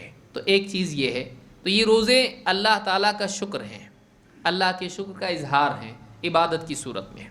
نمبر 2، رمضان میں جو خلل عبادات کا ہے، خصوصاً روزوں میں، ہمارے روزے کیسے ہم جانتے ہیں؟ کس قدر ہم نگاہوں کی حفاظت کر پاتے ہیں، کس قدر اپنے قلب کو شہوات سے بچا پاتے ہیں، کس قدر اپنی زبان کو فحش باتوں سے اور غیبت سے اور اسی طرح سے بہت بری حرکات سے بچاتے ہیں، کتنا ہم گناہوں سے بچ پاتے ہیں. تو رمضان کے مہینوں میں روزوں میں جو خلل ہے، اس خلل کو پر کرنے کے لیے نفل ہے. اس لیے کہ اللہ کے پاس ایک قاعدہ ہے، قیامت کے دن آدمی کے فرض کو دیکھا جائے گا. اگر فرض کامل ہے آدمی نجات پائے گا، لیکن اگر فرض آدمی کا ناقص ہے، اس میں کہیں کھوٹ ہے، کمی ہے، تو اس کمی کی بھرپائی کے لیے کیا ہوگا؟ نوافل کو دیکھا جائے گا۔ تو رمضان کے روزے، اس میں اگر آدمی کا خلل ہے تو اس سے بھرپائی اس کی ہو جاتی ہے، اس سے اس کی بھرپائی ہو جاتی ہے۔ اللہ کے نبی صلی اللہ علیہ وسلم فرماتے ہیں ان اول ما يحاسب به العبد يوم القیامت من عمله صلاۃ، قیامت کے دن بندے کے اعمال میں سب سے پہلا حساب نماز کا ہوگا۔ فَإِن صَلُحَتْ فَقَدْ أَفْلَحَ وَأَنجَحَ، اگر نماز صحیح نکل آئی آدمی کامیاب اور کامران ہو جائے گا۔ وَإِن فَسَدَتْ فَقَدْ خَابَ وَخَسِرَ، لیکن اگر اس کی نماز میں کھوٹ نکلی، عیب نکلا، نقص نکلا، ناکام و نامراد ہو جائے گا۔ غور کریں، اگر نماز میں کھوٹ نکلی آدمی ناکام و نامراد ہو جائے گا۔ فَإِنِ انتقص مِن فَرِيضَتِهِ شَيْءٌ قال رب عز وجل، اگر اس کی فرض نمازوں میں کوتاہی نکل آئی تو اللہ رب العالمین فرمائے گا انظروا هل لعبدی من تطوع، فرشتوں سے کہے گا دیکھو اس کے کچھ نوافل بھی ہیں کہ نہیں، اس کے نامہ اعمال میں نوافل بھی دیکھو۔ فَيُكَمَّلَ بِهَا مَن تَقَصَ مِنَ الْفَرِيضَةِ، فرض میں جو کوتاہی ہوگی اس کی بھرپائی کی جائے گی نوافل سے، اس کی بھرپائی کی جائے گی نوافل سے۔ اور فرماتے اللہ کے نبی صلی اللہ علیہ وسلم ثُمَّ يَكُونُ سَائِرُ عَمَلِهِ عَلَى ذَلِكَ، اور پھر اسی قاعدے سے باقی سارے اعمال کا حساب ہوگا۔ فرض نمازیں کامل نکلی کامیاب، ناقص نکلی دیکھو نفل ہے کیا، نفل سے بھرپائی کر دو چھوڑ دو۔ فرض روزے پکے ہیں ٹھیک ٹھاک ہیں جیسے ہونے تھے نہیں، نفل روزے ہیں کیا، نفل روزے ہیں تو اس سے بھرپائی کرو۔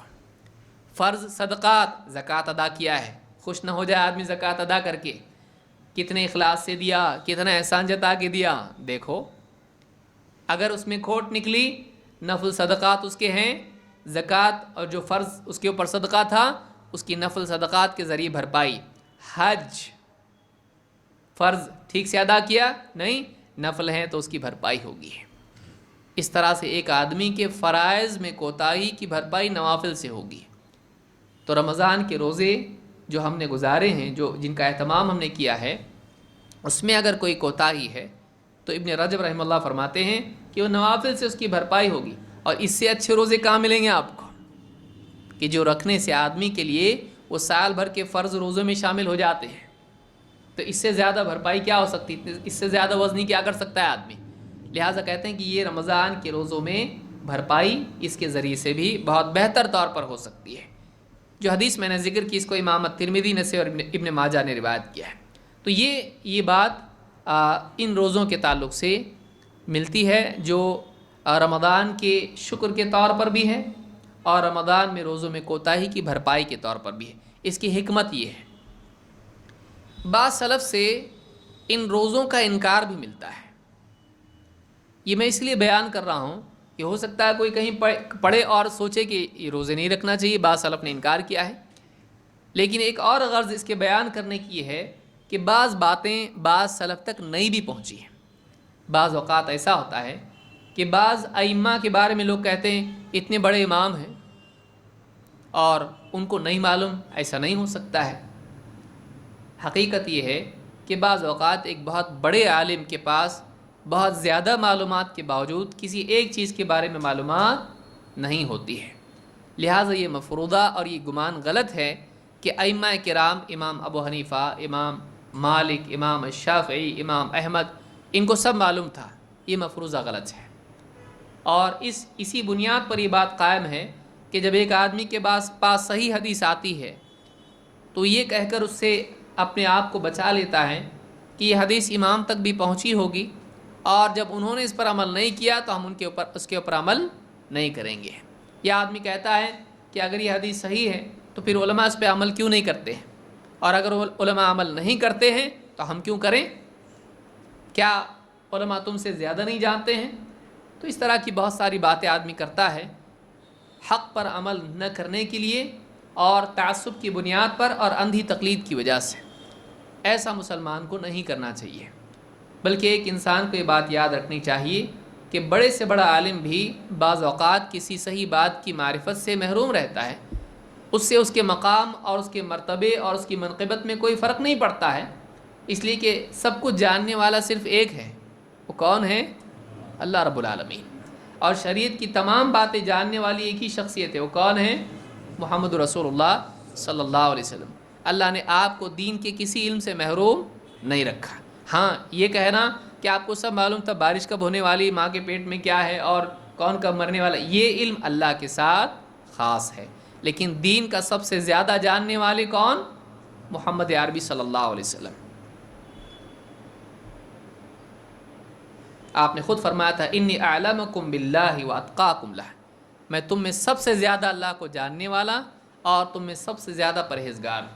تو سب سے زیادہ حق کی معرفت اگر کسی کو تھی تو محمد رسول اللہ صلی اللہ علیہ وسلم کو، جس کے دل پر اللہ تعالیٰ نے حق کو نازل کیا۔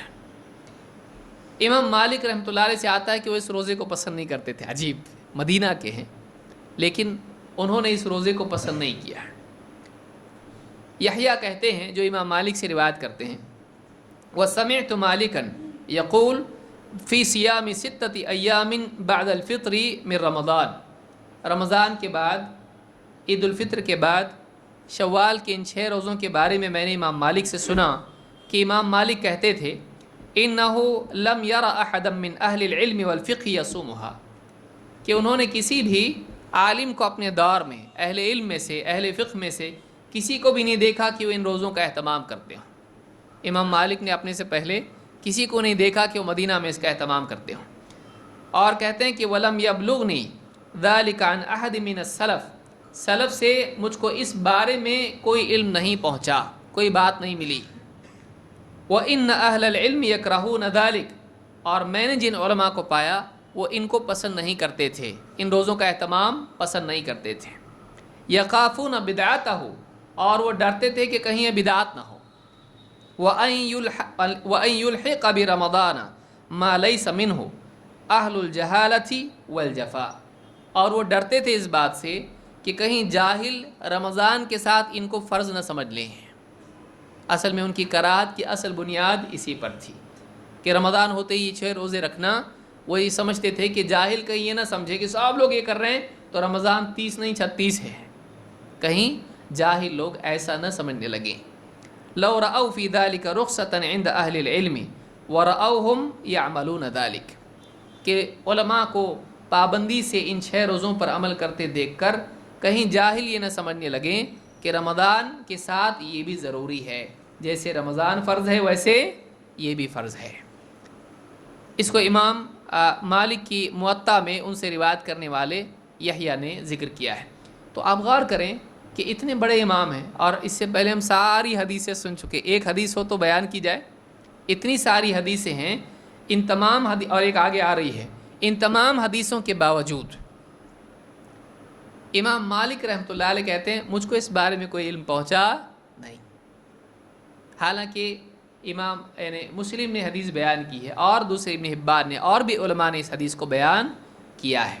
تو حدیث اپنی جگہ صحیح ہے، لیکن کبھی ایسا ہوتا ہے کہ بعض علماء تک وہ بات نہیں بھی پہنچتی ہے۔ یہ نہیں کہ ہم امام مالک کی وجہ سے حدیث ہی کا انکار کرتے ہیں، امام احمد اس کو مانتے ہیں، امام احمد مانتے ہیں، امام شافعی مانتے ہیں اس کو، امام مالک نہیں مان رہے۔ تو بعض اوقات کوئی ایک امام کسی بات کو کہتے کہ میں نہیں جانتا کہ ایسی کوئی بات ہے، لیکن ایسا ضروری نہیں کہ ان کے نہ جاننے سے سرے سے وہ بات اسلام میں نہ ہو، سرے سے بات اسلام میں نہ ہو، ایسا ضروری نہیں ہے۔ وہ بات صحیح ہو سکتی لیکن ہو سکتا ہے ان تک اس کا علم نہیں پہنچے، چاہے وہ مدینہ کے ہوں۔ کہاں کے ہیں؟ مدینہ۔ اب مدینہ کی بھی نہیں معلوم، ایسا کیسا ہو سکتا ہے؟ ہوا نا، نہیں ہو سکتا، ایسا کیسا ہو سکتا ہے کا مطلب ہوا۔ ایک حدیث ہے اور کئی طرق سے، کئی الفاظ میں، کئی صحابہ سے آ رہی ہے، لیکن اس کے باوجود ایک امام تک نہیں پہنچی، ایسا ممکن ہے۔ اس سے امام مالک کی شان نہیں گھٹتی، اس لیے کہ جو معلوم تھا ان کو بہت ہے، ہمارے باپ دادا سے بھی زیادہ جانتے تھے، لیکن کبھی کوئی ایک بات کسی عالم سے رہ جاتی ہے، ایسا ہو سکتا ہے۔ اسی طرح سے حسن بصری رحمۃ اللہ علیہ بھی، ان کے بارے میں بھی ملتا ہے کہ وہ بھی ان روزوں کے بارے میں کہتے تھے کہ رمضان کافی ہے نا بس، تو یہ کہتے تھے ابن رجب کہتے ہیں وروی عن الحسن انه كان اذا ذكر عنده صيام هذه الستة قال لقد رضي الله بهذا الشهر لسنة كلها۔ حسن بصری رحمۃ اللہ علیہ کے بارے میں ابن رجب کہتے ہیں کہ جب ان کے سامنے ان 6 روزوں کا تذکرہ ہوتا تو وہ کہتے کہ اللہ تعالیٰ نے سال بھر میں اس مہینے سے اللہ راضی ہو گیا تو بس نا، سال بھر میں اللہ تعالیٰ اس ایک مہینے رمضان سے راضی ہو گیا، اب کسی اور مہینے میں اللہ نے اور روزے ہم پر فرض کیے ہیں نہیں، اور روزے ضروری ہیں نہیں۔ ابن رجب کہتے ہیں وَلَعَلَّهُ إِنَّمَا أَنْكَرَ عَلَى مَنِ اعْتَقَدَ وُجُوبُ صِيَامِهَا، کہتے ہیں من اعتقد وجوب صیامها کہ ان کے قول سے ظاہر ہے کہ ان کا انکار اس شخص پر ہے جو ان روزوں کو لازم سمجھتا ہو، اس کے استحباب کو انکار کر رہے ہیں نہیں۔ لیکن کوئی آدمی کہے رمضان ضروری اور شوال کے 6 روزے ضروری، 30 ضروری اور 6 یہ بھی ضروری، اگر کوئی آدمی اس کو ضروری سمجھتا ہے تو اس کا انکار حسن بصری رحمۃ اللہ علیہ کرتے ہیں۔ وَأَنَّهُ لَا يَكْتَفِي بِصِيَامِ رَمَضَانَ عَنْهَا فِي الْوُجُوبِ وَظَاهِرُ كَلَامِهِ يَدُلُّ عَلَى هَذَا، یعنی جو آدمی یہ سمجھتا ہے کہ رمضان ہی کے روزے کافی نہیں ہیں بلکہ اس کے ساتھ 6 روزے بھی ضروری ہیں، تو حسن بصری رحمۃ اللہ علیہ اس کا انکار کر رہے ہیں، کہہ رہے ہیں رمضان کافی ہے اور اس کے علاوہ کوئی روزے نہیں رکھتا ہے تو کوئی اس کے اندر کمی نہیں ہے، اس کے لیے ضروری نہیں کہ 6 روزے رکھے۔ تو بعض سلف میں بعض اعمال کا انکار ملتا ہے، کبھی وہ انکار اس اعتبار سے ہوتا ہے کہ ان کو نہیں معلوم پڑا، کبھی وہ انکار اس اعتبار سے بھی ہوتا ہے کہ لوگ اس کو لازم سمجھنے لگے، کبھی ایسا بھی ہوتا ہے کہ بعض سلف کچھ مستحب اعمال کا انکار کرتے ہیں، ان کو ترک کرتے ہیں، وجہ اس کی کیا ہوتی ہے؟ ان کے نزدیک یہ ہوتا ہے کہ لازم نہیں ہے اور لوگ اس کو لازم سمجھ رہے ہیں، تو ایسا بڑا عالم کبھی اس عمل کو چھوڑتا بھی ہے تاکہ عوام کو معلوم ہو یہ فرض نہیں ہے۔ اس کا یہ مطلب نہیں کہ ہم بھی چھوڑنے لگ جائیں، ہم بڑے نہیں ہیں، ہم چھوٹے لوگ ہیں، ہمارے گناہ بہت ہیں۔ امام ابو حنیفہ رحمۃ اللہ علیہ سے بھی اس کا انکار ملتا ہے، بلکہ ان کے شاگرد امام ابو یوسف ابن رجب کہتے ہیں وَكَرِهَهَا الثَّوْرِي وَأَبُو حنیفہ وَأَبُو یوسف، ان روزوں کو مکروہ ناپسندیدہ جانا امام ابو حنیفہ نے اور سفیان ثوری نے اور امام ابو حنیفہ کے شاگرد امام ابو حنیفہ رحمہ اللہ کے شاگرد ابو یوسف نے۔ امام ابو حنیفہ رحمۃ اللہ علیہ بھی اس کو پسند نہیں کرتے تھے۔ وَعَلَّلَ أَصْحَابُهُمَا ذَلِكَ مُشَابَهَةِ أَهْلِ الْكِتَابِ، ان کے اصحاب نے امام ابو حنیفہ کے ماننے والے یا ان کے ساتھیوں نے کہا کہ اس میں اہل کتاب کی مشابہت ہے کہ وہ فرض پر زیادتی کرتے تھے، تو گویا کہ یہ 6 روزے کیا ہیں؟ رمضان کے 30 روزوں پر زیادتی ہے۔ تو کہتے ہیں یعنون فی الزیادۃ فی صیامہ المفروض علیہم ما لیس منہ، یہی مطلب ہے ان کے نزدیک بھی کہ وہ کہتے تھے کہ فرض سے زیادہ لازم سمجھنا ضروری نہیں ہے، لیکن کہتے ہیں کہ وہ اکثر المتاخرین من مشائخہم قالوا لا بأس بہ، لیکن کہتے ہیں کہ حنفیوں میں سے اکثریت نے یہ کہا، جو بعد والے حنفی علماء ہیں، کہ نہیں یہ روزے ان میں کوئی حرج نہیں ہے، یہ روزے غلط نہیں ہیں۔ تو تقریباً سارے حنفیوں نے بعد میں اس کو تسلیم کیا ہے کہ شوال کے 6 روزے مستحب ہیں، اگرچہ امام ابو حنیفہ اور امام ابو یوسف نے ان کو سمجھا، بعد والوں نے اس کو مکروہ نہیں بلکہ اس کو مستحب پسندیدہ سمجھا۔ وَعَلَّلُوا أَنَّ الْفِطْرَ قَدْ حَصَلَ بِفِطْرِ يَوْمِ الْعِيدِ، اور بعد کے علماء نے کہا کہ اس کو مکروہ سمجھنے کی کوئی وجہ نہیں ہے، کیوں؟ اس لیے کہ عید الفطر میں روزہ چھوڑنے سے اس میں اور رمضان میں فرق اپنے آپ ہو جاتا ہے، یعنی کوئی آدمی کہتا ہے کہ رمضان کے ساتھ اس کو جوڑ دیں تو کوئی آدمی یہ نہ سمجھنے لگے کہ یہ رمضان کی طرح ضروری ہے، کہتے نہیں عید الفطر میں روزہ رکھتا ہے آدمی، عید کے دن روزہ رکھتا ہے نہیں، عید کے دن روزہ جائز نہیں ہے، تو دونوں میں فاصلہ ہو گیا نا، ایک چھٹی کا دن آ گیا تھا بیچ میں، پھر اس کے بعد یہ آیا، تو یہ عید رمضان کے ساتھ کیسے جڑ گیا؟ نہیں جڑا۔ لہٰذا کوئی آدمی اگر یہ سمجھتا ہے کہ یہ 6 روزے رکھنا برا ہے اس اعتبار سے کہ رمضان کے ساتھ شمار ہوں گے، تو یہ جو علت ہے اس کے چھوڑنے کی صحیح نہیں ہے۔ محض گمان کی بنیاد پر، محض کسی ڈر کی بنیاد پر کسی نیکی کو ترک کرنا مناسب نہیں ہے، اس سے بڑھ کر یہ ہے کہ ایک آدمی اس کا انکار کرے۔ لہٰذا یہ روزے مستحب ہیں، ان کا اہتمام کرنا چاہیے۔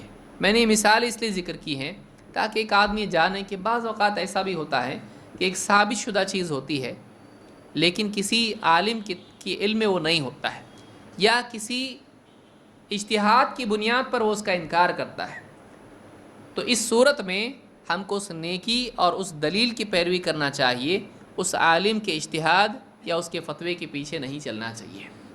اصل اتباع کس کی ہے؟ قرآن و سنت کی ہے۔ اصل اتباع دلیل کی ہے، اجتہاد کی نہیں۔ دلیل کے مقابلے میں اگر کسی کا اجتہاد ہو تو پھر دلیل کو لینا چاہیے، نہ کہ اس کے مخالف اجتہاد کو۔ ان روزوں سے متعلق بعض احکام ہیں جن کو جاننا چاہیے۔ نمبر 1، بہت سارے لوگ یہ سمجھتے ہیں یہ روزے لگاتار رکھنا چاہیے، چھٹی بیچ میں نہیں ہونا چاہیے۔ ضروری نہیں ہے، آپ لگاتار رکھیں یا الگ الگ رکھیں، اس پورے مہینے میں آپ کبھی بھی رکھیں، اس پورے مہینے میں آپ کبھی بھی رکھیں، لیکن جمعہ کو خاص نہ کریں۔ نفل روزوں میں کیا ہے؟ آدمی صرف جمعہ کو یا صرف سنیچر کو خاص کرے، یہ منع ہے۔ جیسے مثلا آدمی کہے دیکھو اچھے دن کون سے عید والے؟ جمعہ، تو 4 جمعہ تو ویسے بھی ملنے والے ہیں، اور اس کے علاوہ کوئی دن جمعرات رکھ لوں گا، تو 2 جمعرات اور 4 جمعہ نہیں۔ جمعہ کا دن روزے کے لیے خاص کرنا منع ہے، تو الگ الگ آپ رکھیں لیکن جمعہ کو خاص نہ کریں۔ لگاتار رکھنا بھی ضروری نہیں ہے۔ جیسے کوئی آدمی کہے کہ 6 روزے بالکل لگاتار ہونے چاہیے اور رمضان ہوتے ہی ہونا چاہیے، ضروری نہیں ہے۔ اگرچہ مستحب ہے لگاتار ہوں اور رمضان کے فوراً بعد ہوں تو یہ مستحب ہے۔ کیوں؟ وَسَارِعُوا إِلَى مَغْفِرَةٍ مِّن رَبِّكُمْ وَجَنَّةٍ عَرْضُهَا السَّمَاوَاتِ وَالْأَرْضُ۔ اللہ نے فرمایا کہ دوڑو، سارعوا إِلَى مَغْفِرَةٍ مِّن رَبِّكُمْ، اپنے رب کی مغفرت کی طرف اور جنت کی طرف جس کی چوڑائی آسمانوں کے برابر ہے، زمین کے برابر ہے۔ تو نیکیوں کی طرف دوڑنا اور سبقت کرنا اور جلدی کرنا یہ مستحب ہے، لیکن یہ ایک عام دلیل ہے۔ یہ مستحب ضرور ہے کہ ایک آدمی جلدی کریں روزوں میں، تاخیر کے مقابلے میں نیکیوں میں جلدی بہتر ہے، لیکن یہ لازم نہیں ہے، یہ لازم نہیں ہے۔ اس بارے میں ایک حدیث ہے لیکن وہ ضعیف ہے۔ من صام 6 ایام بعد الفطر متتابعۃ فکأنما صام السنہ، جس آدمی نے عید الفطر کے بعد لگاتار 6 روزے رکھے، یہ ایسا ہے جیسے اس نے سال بھر روزے رکھے۔ تو یہ حدیث ضعیف ہے جس میں لگاتار کا ذکر آیا۔ لگاتار نہ منع ہے نہ ضروری ہے، نہ شرط ہے نہ وجوب ہے، بلکہ لگاتار رکھے تو بھی ٹھیک اور متفرق رکھے تب بھی کوئی حرج اس میں نہیں ہے۔ رمضان کے فوراً بعد رکھے تب بھی ٹھیک ہے، اور اس مہینے کے آخر میں رکھے تب بھی کوئی حرج نہیں، لیکن جلدی رکھنا اور رمضان کے فوراً بعد رکھنا یہ زیادہ بہتر ہے۔ بعض سلف نے اس کو پسند بھی کیا ہے، اور حدیث کا ظاہر بھی اس کو یعنی زیادہ اس کی طرف ہے کہ فوراً بعد زیادہ اچھا ہے۔ جیسے اللہ کے نبی صلی اللہ علیہ وسلم فرماتے ہیں من صام رمضان فشہر بعشرۃ اشہر، جو رمضان کے روزے رکھے تو اس کا ثواب 10 مہینوں کے برابر ہے۔ وصیام 6 ایام بعد الفطر، اور عید الفطر کے بعد 6 دن، تو عید الفطر کے بعد جو ہے فوراً شروع ہوتا ہے، تو یہ زیادہ قریب یہ ہے کہ عید الفطر کے فوراً بعد ہو، لیکن اگر تاخیر ہو تو بھی عید الفطر کے بعد ہے۔ سمجھ رہے ہیں بات کو؟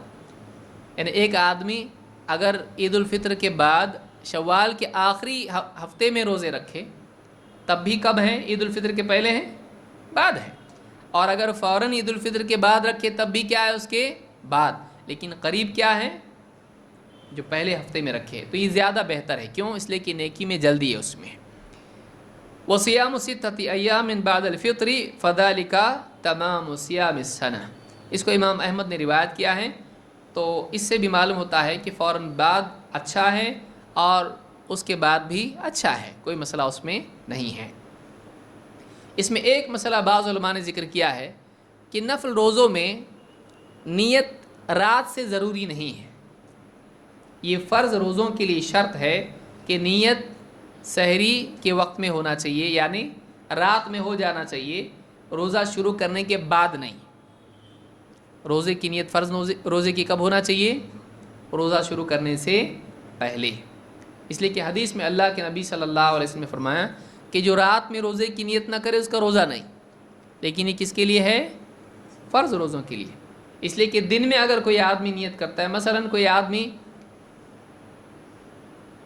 فجر کی نماز پڑھی، اس نے سو گیا، 12 بجے اٹھا، اب اس نے دیکھا کہ ویسے بھی دن چھوٹا ہے اور 6 بجے مغرب ہونے والی ہے، اب تھوڑا ہی وقت بچ گیا ہے، کہیں جانا آنا بھی نہیں ہے، کوئی محنت بھی نہیں ہے، گھر میں ہی بیٹھا ہوں، اے سی لگا ہوا ہے، کوئی تکلیف بھی نہیں ہے اور پیٹ بھی ویسے بھی ٹھیک نہیں، کھانے کو بھی جی نہیں ہے، تو کیوں نہ آج میں روزہ رکھ لوں؟ تو اس نے نیت کب کی؟ ظہر کی نماز کے بعد۔ نہ کھایا نہ پیا، جو رات میں کھایا تھا وہی، اس کے بعد کچھ بھی کھایا نہیں، تو فجر سے لے کے اس نے اب تک کہ کچھ کھایا پیا نہیں، ظہر تک۔ تو ایسا آدمی اب سوچے کہ چلو ویسا بھی اتنا دن چلا گیا ہے، آج روزہ ہی رکھتے ہیں، کیا وہ نیت کر سکتا ہے؟ ہاں، نفل روزے کی نیت کر سکتا ہے، فرض کی نہیں۔ تو ایک آدمی دن کے کسی بھی حصے میں نفل روزے کی نیت کر سکتا ہے۔ تو کیا ان روزوں میں بھی ایسا چلے گا کہ اگر آدمی شوال کے مہینے میں نہیں کھا پایا کسی مجبوری سے، سمجھ لیجیے بیوی گئی ہے میکے اور یہ فجر پڑھ کے پھر لیٹ آ رہا، نہ ناشتہ ہے نہ کچھ ہے نہ کیا ہے، نہ کھانے کا ٹھکانا ہے، جانا ہے ہوٹل میں، اب بولے جانے کو بھی جی نہیں کر رہا، بہت تھکا ہوا ہوں، روزہ ہی رکھ لیتا ہوں، شوال کا روزہ بنا دیتا ہوں، تو کیا کر سکتا ہوں؟ بعض علماء نے کہا نہیں، بعض نے کہا کر سکتا ہے۔ زیادہ احوط یہ ہے کہ نہیں۔ کیوں؟ اس لیے کہ نفل روزوں میں 2 قسم کے روزے ہوتے ہیں، ایک وہ ہیں جو عام ہیں، ایک وہ روزے ہیں جس کی کوئی خاص تعیین ہے، جس کو آپ متعین کہیں گے، اسپیسیفک روزہ ہے۔ جیسے مثال کے طور پر عاشورے کا روزہ ہے، اس کا دن طے ہے۔ اسی طرح سے ذوالحجہ کے روزے ہیں، یا جو عرفہ کا روزہ ہے وہ طے ہے، یا اسی طرح سے شوال کے 6 روزے ہیں وہ طے ہیں، اس کی نیت اس روزے کی ہوگی، نہ کہ عام نفل روزے کی۔ کوئی بھی روزہ نہیں ہے وہ خاص روزہ ہے، تو جو خاص روزہ ہے اس کی نیت کیا ہونا چاہیے؟ رات سے ہونا چاہیے۔ اسی لیے شیخ محمد بن صالح بن عثیمین کہتے ہیں وَكَذَلِكَ صَوْمُ الْأَيَّامِ السِّتِّ مِنْ شوال، اسی طرح سے شوال کے جو 6 روزے ہیں، التابعۃ لرمضان، جو رمضان ہی کے تابع ہیں، لو لم ينوي الانسان الا في اثناء النهار لم يكتب له صيام يوم كامل، اگر کوئی آدمی اس کو دن کے کسی حصے میں اس کی نیت کرتا ہے تو اس کو پورے دن کے روزے کا وہ شمار نہیں ہوگا۔ یعنی ایک آدمی اگر شوال کے 5 روزے تو کامل رکھے، رات رات میں نیت کر کے ایک روزہ ایسا رکھ دے جس میں دن کے کسی حصے میں اس نے سوچا چلو روزہ رکھ لیتے ہیں، تو کہتے ہیں کہ 5 روزے کامل نیت سے تھے، اس لیے کہ نیت کے بعد عمل کا ثواب شروع ہوتا ہے۔ تو اس آدمی نے نیت دن کے حصے میں کی، اس سے پہلے اس کی نیت نہیں تھی، تو وہ 6 روزے مکمل شمار نہیں ہوں گے، اس کا ثواب مکمل شمار نہیں ہوگا۔ لہٰذا احتیاط اس میں شیخ صالح الفوزان کہتے ہیں کہ نہیں، ایسا بھی کرے گا تو چلے گا، لیکن احتیاط اس میں ہے کہ ایک آدمی رات ہی میں نیت کرے، اس لیے کہ زیادہ قوی بات یہی دکھائی دیتی ہے، رات ہی میں نیت کرے، اللہ عالم رات ہی میں نیت کرے، اس میں جاتا کیا ہے، مسئلہ کیا ہے، نقصان کیا ہے، کچھ خرچہ ہے اس کے اندر۔ رات ہی میں نیت کرے کہ میں شوال کا روزہ رکھنے والا ہوں، 6 میں سے کوئی ایک، پہلا دوسرا تیسرا جو بھی ہے، تو آدمی اب اس میں کنفیوز ہو گیا تو بھی کوئی مسئلہ نہیں، بعضوں کا 6 رکھا تھا کہ 5 رکھا، کتنے رکھا ہے، تو اس میں کوئی حرج نہیں ہے، وہ آدمی یعنی یہ شوال کا میرا وہ روزہ ہے جو 6 والے ہیں، اگر ایسی بھی نیت کر لیتا ہے تب بھی کوئی مسئلہ نہیں کہ پہلا ہے دوسرا ہے تیسرا اس کو یاد نہیں آ رہا ہے، کوئی مسئلہ نہیں۔ شوال کے جو 6 روزے ہیں اس میں سے نیت آدمی کر لے، کوئی مسئلہ اس کو نہیں ہے۔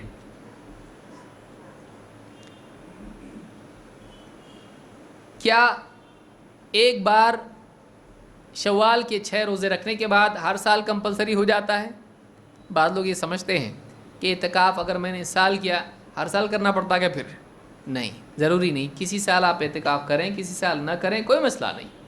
اسی طرح سے شوال کے جو 6 روزے ہیں اگر مان لیجیے اس سال آپ نے رکھے تو پھر زندگی بھر کرنا پڑے گا، ایسا بھی ضروری نہیں ہے، آپ اس سال کریں اگلے سال نہ کریں تو کوئی مسئلہ نہیں ہے۔ لیکن بہتر کیا ہے کہ اگر کوئی نیکی آدمی کرتا ہے تو پھر زندگی بھر اس کے اوپر پابندی کرے۔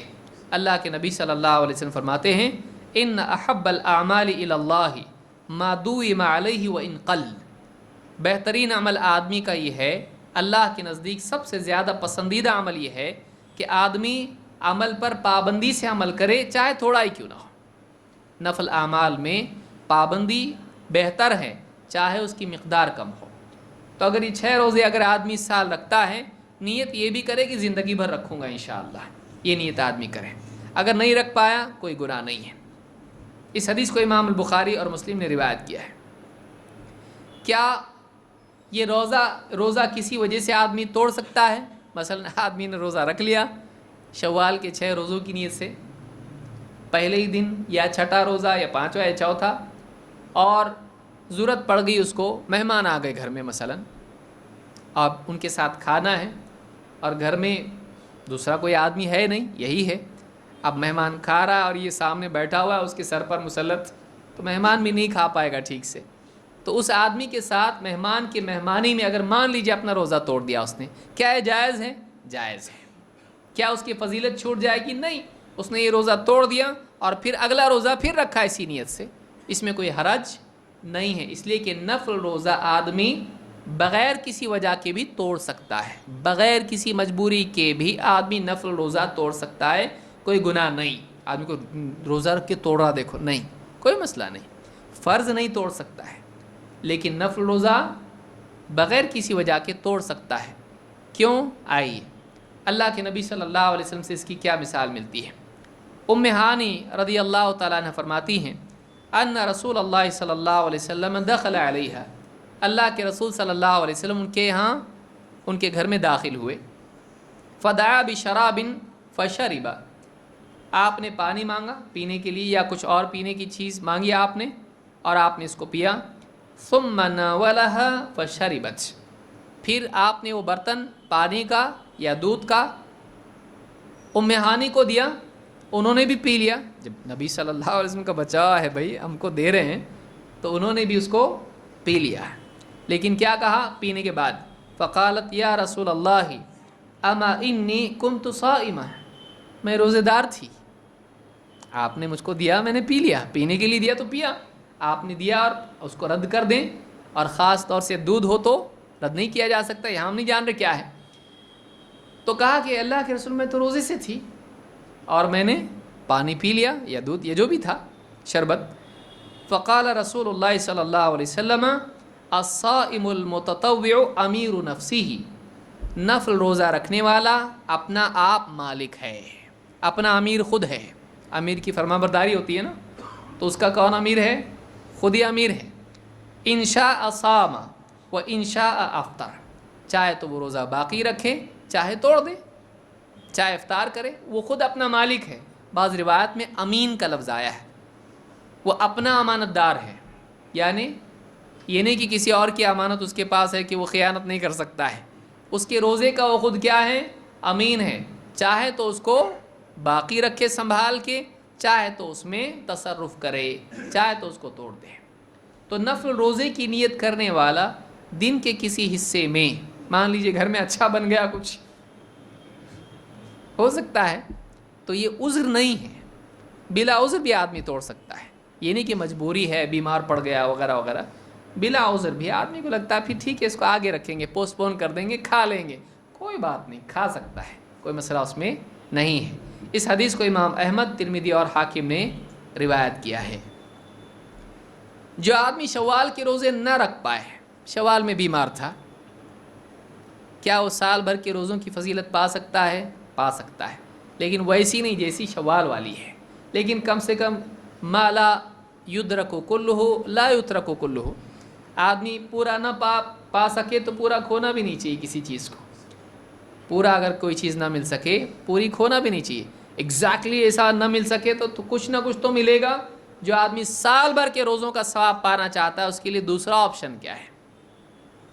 اللہ کے نبی صلی اللہ علیہ وسلم فرماتے ہیں صیام ثلاثۃ ایام من کل شہر صیام الدہر و افطارہ۔ امام احمد اور ابن حبان نے اس کو روایت کیا ہے۔ آپ فرماتے ہیں کہ ہر مہینے کے 3 روزے رکھنا یہ سال بھر روزہ رکھنے اور سال بھر افطار کرنے کی طرح ہے۔ سال میں آدمی کھاتا پیتا بھی ہے اور سال بھر روزہ رہے، یہ کب ہو سکتا ہے؟ جب آدمی ہر مہینے کے 3 روزے رکھے۔ مثلا رمضان کے تو 30 ہو گئے، اس میں 3 کہاں سے آئے؟ یہ رمضان کے لیے نہیں ہے، رمضان کے پورے ہیں، باقی 11 مہینے مثلا ہر مہینے میں آدمی 3 روزے رکھے تو 3 کا 10 گنا کتنا ہوتا؟ 30۔ تو ہر مہینے 30 رکھتا چلا جائے تو ہر مہینے کے 30 دن کا ثواب اس کو ملتا رہے گا، لیکن وہ کیا ہوگا؟ فرض ہوگا، وہ نفل ہوگا۔ لیکن کم سے کم سال بھر روزہ دار رہنا چاہتا ہے، کچھ نہ کچھ اس کو مل سکتا ہے، اس اعتبار سے کہ اگر کوئی آدمی سال بھر کے روزوں کا ثواب پاتا ہے تو وہ ہر مہینے کے 3 روزے رکھ سکتا ہے۔ اس کی کوئی بھی صورت ہو، کیسی؟ مثلا 13، 14، 15 جنوری فروری کی نہیں، اسلامی تاریخ۔ اور جو لوگ یہ روزے رکھتے ہیں وہ اسلامی مہینہ برابر جان رہے ہوتے ہیں اور تاریخیں ان کو معلوم ہوتی ہے، ایک فائدہ اس کا یہ بھی ہوتا ہے۔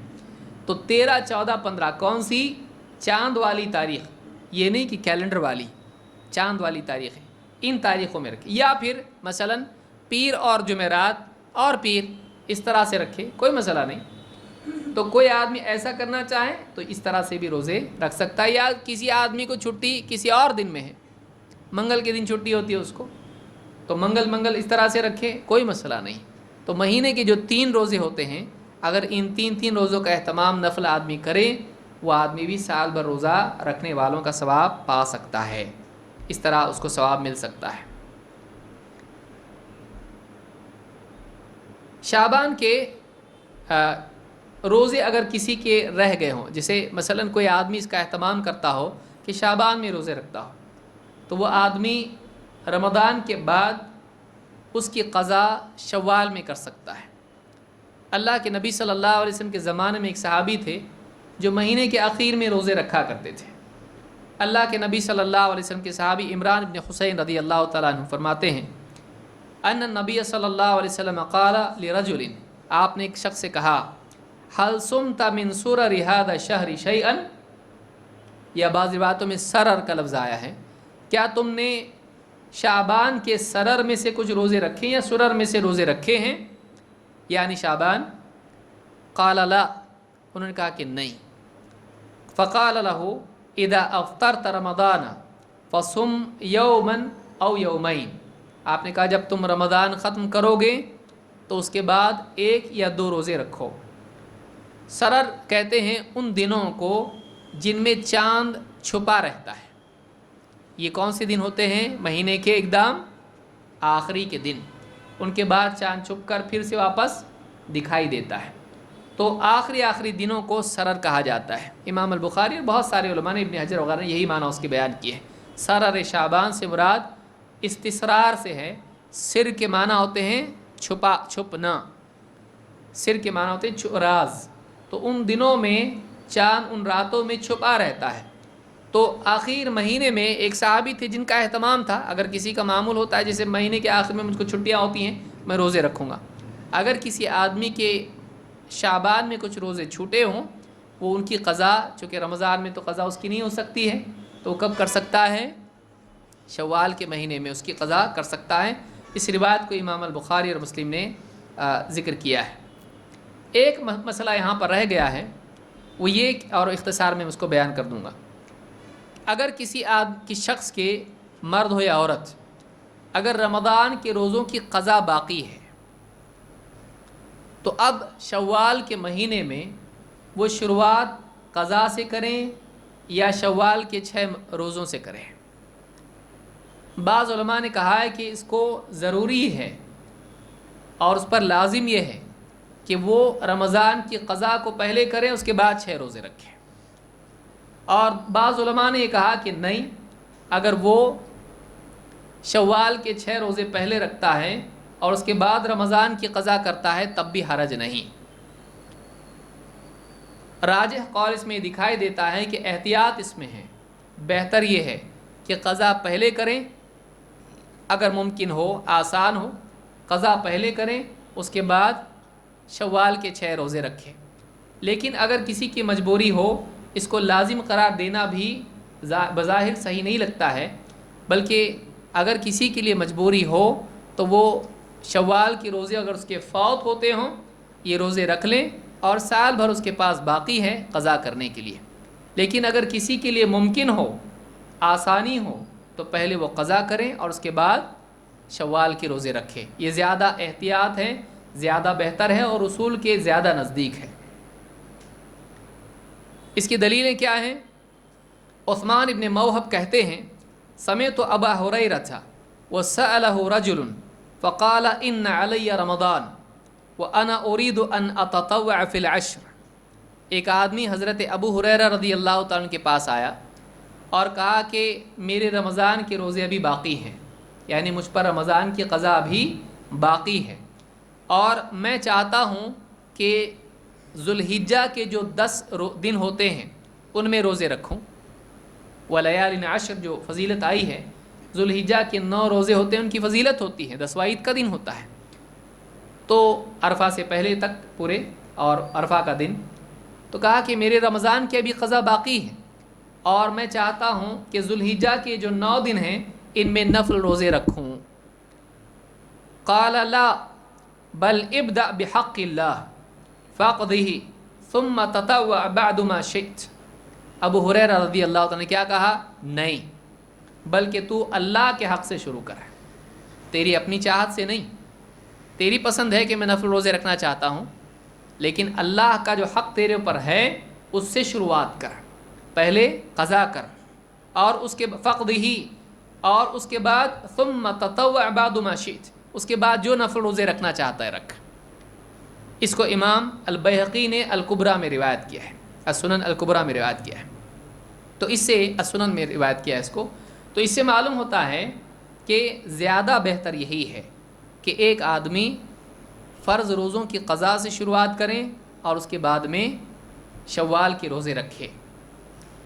इसी तरह से मालिक इब्न अनस रज़ियल्लाहु तआला रहिमहुल्लाह फरमाते हैं कि सुइला सुलैमान इब्न यसार व सईद इब्न मुसय्यिब, सुलैमान इब्न यसार और सईद इब्न मुसय्यिब, इनसे पूछा गया, ताबईन में से हैं, अन रजुलिन ततव्वअ व अलैहि क़ज़ाउ मिन रमज़ान, एक आदमी नफ़ल रोज़े रखता है जबकि उस पर रमज़ान की क़ज़ा बाकी है। तो फरमाते हैं फ़करिहा ज़ालिक, उन्होंने इसको पसंद नहीं किया, उन्होंने इसको पसंद नहीं किया कि वह आदमी फ़र्ज़ क़ज़ा से पहले नफ़ल रोज़े रखता है। यहाँ पर मुतलक़ रोज़े हैं, शव्वाल का ज़िक्र इसमें नहीं है। तो इसमें फ़सल इसीलिए बाज़ उलमा ने की, ये बुखारी की रिवायत है, बाज़ उलमा ने फ़सल किया है, कहा कि ये शव्वाल के रोज़े हैं ख़ास, अगर फ़ौत होने का डर हो तो पहले रख लें और बाद में क़ज़ा करें, गुंजाइश निकलती है, उसके रोज़े फ़ासिद तो नहीं होंगे। और किसी ने भी फ़साद का ज़िक्र नहीं किया है, कराहत ज़िक्र किए, पसंद नहीं किया उसको। लेकिन अगर रख लेता है अदा हो जाएगा, रख लेता है तो अदा होगा। बाज़ लोगों ने कहा कि शव्वाल की फ़जीलत उसको नहीं मिलेगी, शव्वाल की फ़जीलत उसको नहीं मिलेगी। तो इसमें इख्तलाफ है उलमा के दरमियान, इसलिए काहे को आदमी परेशानी में पड़े, कोशिश ये करे कि वो ये रोज़े पहले क़ज़ा कर लें और उसके बाद ये रोज़े रखें। आप कहेंगे कि हमारे तो रोज़े हो गए, तो ये मसला आ क्यों रहा है? ख़वातीन का सोचिए, औरतों के हर महीने की छुट्टियां होती हैं और उन छुट्टी के दिनों में उनके लिए नमाज भी हराम है और रोज़े भी हराम हैं, लिहाजा रमज़ान के रोज़े उनके छूट जाते हैं और किसी के 7 किसी के 10, तो इतने सारे रोज़े उसके बाकी हैं। फिर फ़ौरी तौर पर रमज़ान के बाद क़ज़ा उसके लिए ज़रा मुश्किल होती है और फिर उसके बाद 6, तो मान लीजिए 10 दिन उसकी छुट्टी के हुए हैं और कुछ बीमार भी पड़ा तो फिर तो मुसीबत हो गई उसके लिए, तो 15 दिन 10 दिन हो गए और ये 6 दिन 16 दिन उसके लिए बड़ा मुश्किल होता है। तो ये ख़वातीन के लिए मसला ये आता है। तो अगर उनके लिए क़ुव्वत है, अफजल यही है कि वो पहल करें क़ज़ा से और क़ज़ा के बाद ये 6 रोज़े रखें। लेकिन अगर नहीं हो सकता है और मजबूरी है تو پھر وہ اگر 6 روزے رکھیں شوال کے پہلے اور اس کے بعد سال بھر میں جیسے موقع ملتا ہے قضا کریں، اللہ سے امید ہے کہ اس میں بھی کوئی حرج نہیں ہوگا انشاءاللہ، اس لیے کہ اس کے لیے ایسی کوئی سخت دلیل نہیں کہ روزے نہیں ہوتے ہیں، اس کی کوئی دلیل ہمارے علم میں نہیں ہے، لیکن راجح یہی ہے، اس لیے کہ ایک حدیث میں اللہ کے نبی صلی اللہ علیہ وسلم فرماتے ہیں وما تقرب الی، حدیث قدسی ہے، وما تقرب الی عبدی بشیء احب الی مما افترضت علیہ، میرے نزدیک میرے قرب والا عمل فرض کے سوا اور دوسرا، یعنی فرض کے مقابلے میں اور کوئی عمل نہیں ہے۔ اللہ تعالیٰ کیا فرماتا ہے، بندہ مجھ سے قریب ہو سکتا ہے تو سب سے زیادہ فرض سے، فرض سے بڑھ کر میرے قریب کرنے والا اور کوئی عمل نہیں ہے، تو فرض مقدم ہے نفل پر، فرض مقدم ہے نفل پر، قضا فرض ہے، اور شوال کے 6 روزے کیا ہیں، نفل ہیں، تو قضا مقدم ہوگی نفل پر، لیکن یہ وجوباً ہے یا استحباباً ہے، اب یہاں فرق ہوگا، لہٰذا راجح یہاں لگتا ہے بچنا چاہیے شوال کو مقدم کرنے سے، لیکن اگر مجبوری میں کوئی کرتا ہے تو انشاءاللہ اس میں بھی کوئی حرج نہیں ہے۔ یہ بخاری کی روایت ہے۔ بعض علماء نے جنہوں نے اجازت دی ہے انہوں نے بعض دلائل پیش کیے ہیں، انہوں نے کہا دیکھو، جیسے جن لوگوں نے منع کیا ہے انہوں نے کیا کہا کہ کوئی آدمی اگر رمضان کے روزے باقی ہیں اور شوال کے روزے رکھتا ہے قضا سے پہلے، تو یہ کہا ہی نہیں جائے گا کہ رمضان کے روزے رکھے پھر شوال کے، کیونکہ ابھی تو رمضان کے پورے رکھے ہی نہیں ہیں۔ حدیث میں کیا ہے، جو آدمی رمضان کے روزے رکھے اور اس کے بعد شوال کے 6 روزے رکھے، تو ابھی تو رمضان کے روزے رکھے ہی نہیں، اس کے باقی ہیں، یہ کیسے کہا جائے گا کہ اس نے رمضان کے روزے رکھے اور پھر شوال کے رکھ رہا ہے؟ یہ اسی کے لیے کہا جا سکتا ہے جس کے رمضان کے روزے مکمل ہوئے ہوں اور پھر وہ شوال کی 6 روزے رکھے، تو یہ استدلال اپنی جگہ بہت قوی استدلال ہے، لیکن اس میں یہاں گنجائش یہ ہوتی ہے، علماء نے یہاں فرق یہ کیا ہے، انہوں نے کہا کہ دیکھیے یہاں ترتیب مراد ہے یا گنتی مراد ہے، بعض علماء نے کہا ہے ترتیب اصل ہے کہ رمضان کے روزے رکھیں اور اس کے بعد گنتی ان کی پوری کر کے پھر شوال، اور بعض علماء نے کہا نہیں، وہ بعد میں بھی اگر رکھے، سال بھر میں جب رمضان کی گنتی پوری کرتا ہے تو وہ ساری فضیلتیں اس کو حاصل ہو جائیں گی جو رمضان کے روزے رکھنے والے کے بارے میں ہے۔ جو آدمی رمضان کی قضا کسی عذر کی وجہ سے بعد میں کرے تو کیا یہ نہیں کہا جائے گا کہ اس نے رمضان کے روزے رکھے؟ وہ سال میں کبھی بھی کر سکتا ہے، کیوں؟ اس لیے کہ اللہ نے اس کے لیے اجازت دی ہے، اس کے لیے اجازت دی ہے کہ وہ سال بھر میں دوسرے ایام میں کبھی بھی روزے رکھے، اس لیے وہ گناہ گار نہیں ہو سکتا، اس کے لیے شوال کی قید نہیں ہے، اس کے لیے شوال کی حد نہیں ہے، سال بھر میں وہ کبھی روزہ رکھ سکتا ہے، لہٰذا اگر وہ پہلے شوال کے روزے رکھے اور بعد میں رمضان کی قضا کرے تب بھی کوئی حرج دکھائی نہیں دیتا ہے۔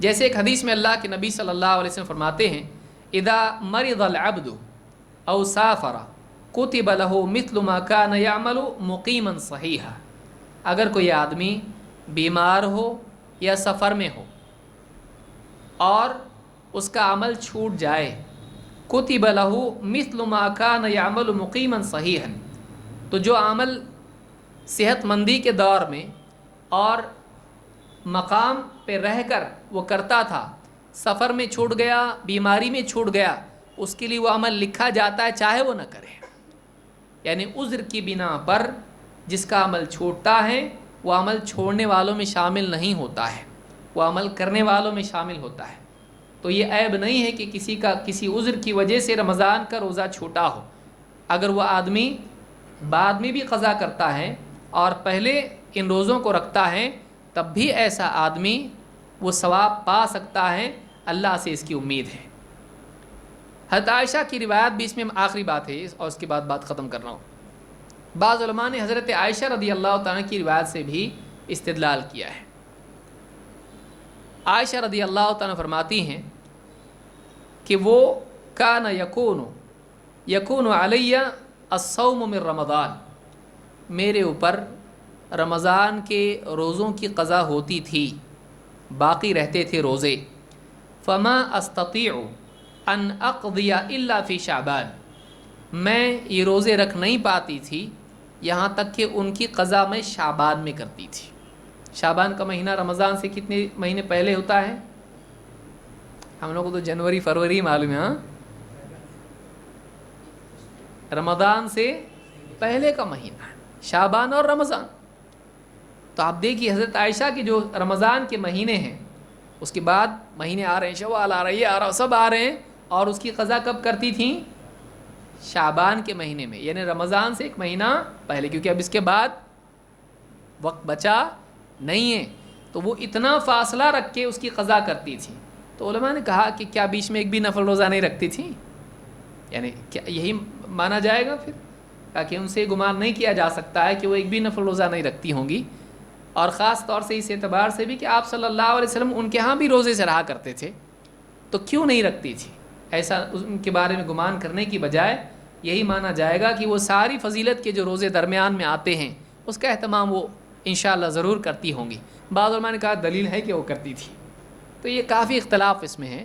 تو اس لیے یہ دلائل میں نے بتانا ضروری سمجھے تاکہ آپ کے ذہن میں دونوں باتیں رہیں.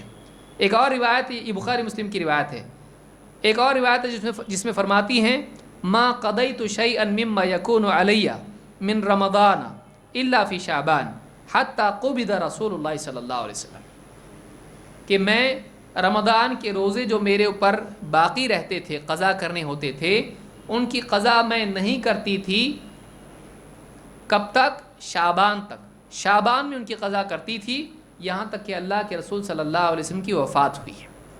ساری زندگی میرا معمول یہی تھا. کب تک؟ نبی صلی اللہ علیہ وسلم کی وفات تک. کیوں ایسا کرتی تھیں؟ علماء نے اس کی وجہ بتائی کہ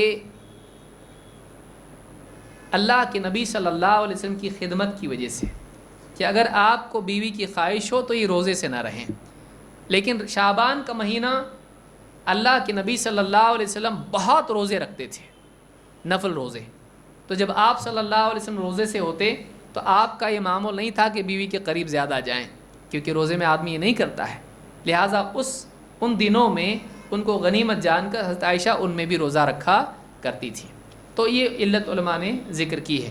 تو اس سے بات معلوم ہوتی کہ حضرت عائشہ رضی اللہ تعالیٰ عنہ رمضان کے روزوں کو مؤخر کرتی تھیں. کب تک؟ شعبان تک. تو اگر کوئی آدمی یہ نیت رکھے, عزم رکھے کہ میں شعبان میں اس کی قضا کروں گا تو گناہگار نہیں ہوگا. بعض علماء کے قول سے معلوم ہوتا ہے کہ اس کو جلدی کرنا ضروری ہے ورنہ گناہگار ہوگا, اسی حال میں مر گیا تو کیا. لیکن یہ بات صحیح نہیں ہے. ایک آدمی جو عبادت کا عزم رکھتا ہو, قضا کا عزم رکھتا ہو, اور اس کے لیے وقت موسع ہو, اس کے لیے وسعت اللہ نے دی ہو, تو ہم کون ہوتے اس کو تنگ کرنے والے؟ سمجھ میں آ رہی بات؟ ہم اس کو تنگ نہیں کر سکتے ہیں. اور ایک مسئلہ ہے کہ ایک آدمی کے اوپر قضا اگر فرض ہے تو اس سے پہلے نفل مقدم کر سکتا ہے کہ نہیں. ایک دلیل دیتا ہوں اور بات کو ختم کرتا ہوں. اللہ کے نبی صلی اللہ علیہ وسلم سفر میں تھے اور آپ صلی اللہ علیہ وسلم رات میں سوئے. حضرت بلال رضی اللہ تعالیٰ کو ذمہ داری دی کہ ہم کو جگانا, اور آپ لیٹ گئے, آپ کی آنکھ لگ گئی, حضرت بلال کی بھی آنکھ لگ گئی.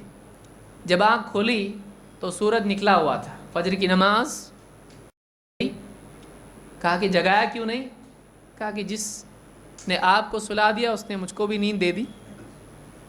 اختیار تھوڑی نہ ہے آدمی کا, ادب کے ساتھ کہا جس نے آپ کو سلایا اس نے مجھ کو بھی نیند دے دی. اور اس کے بعد آپ نے کہا کہ یہاں سے چلو, یہاں شیطان کا اثر ہے, اتنی بڑی عبادت ہم سے چھوٹ گئی, چلو یہاں سے. کچھ آگے چلے گئے اور وہاں جا کر آپ سارے صحابہ نے وضو کیا, اور اس کے بعد کچھ صحابہ نے سنت جو فجر کی ہوتی ہے وہ بھی پڑھی, اور اس کے بعد فرض نماز ادا کی گئی.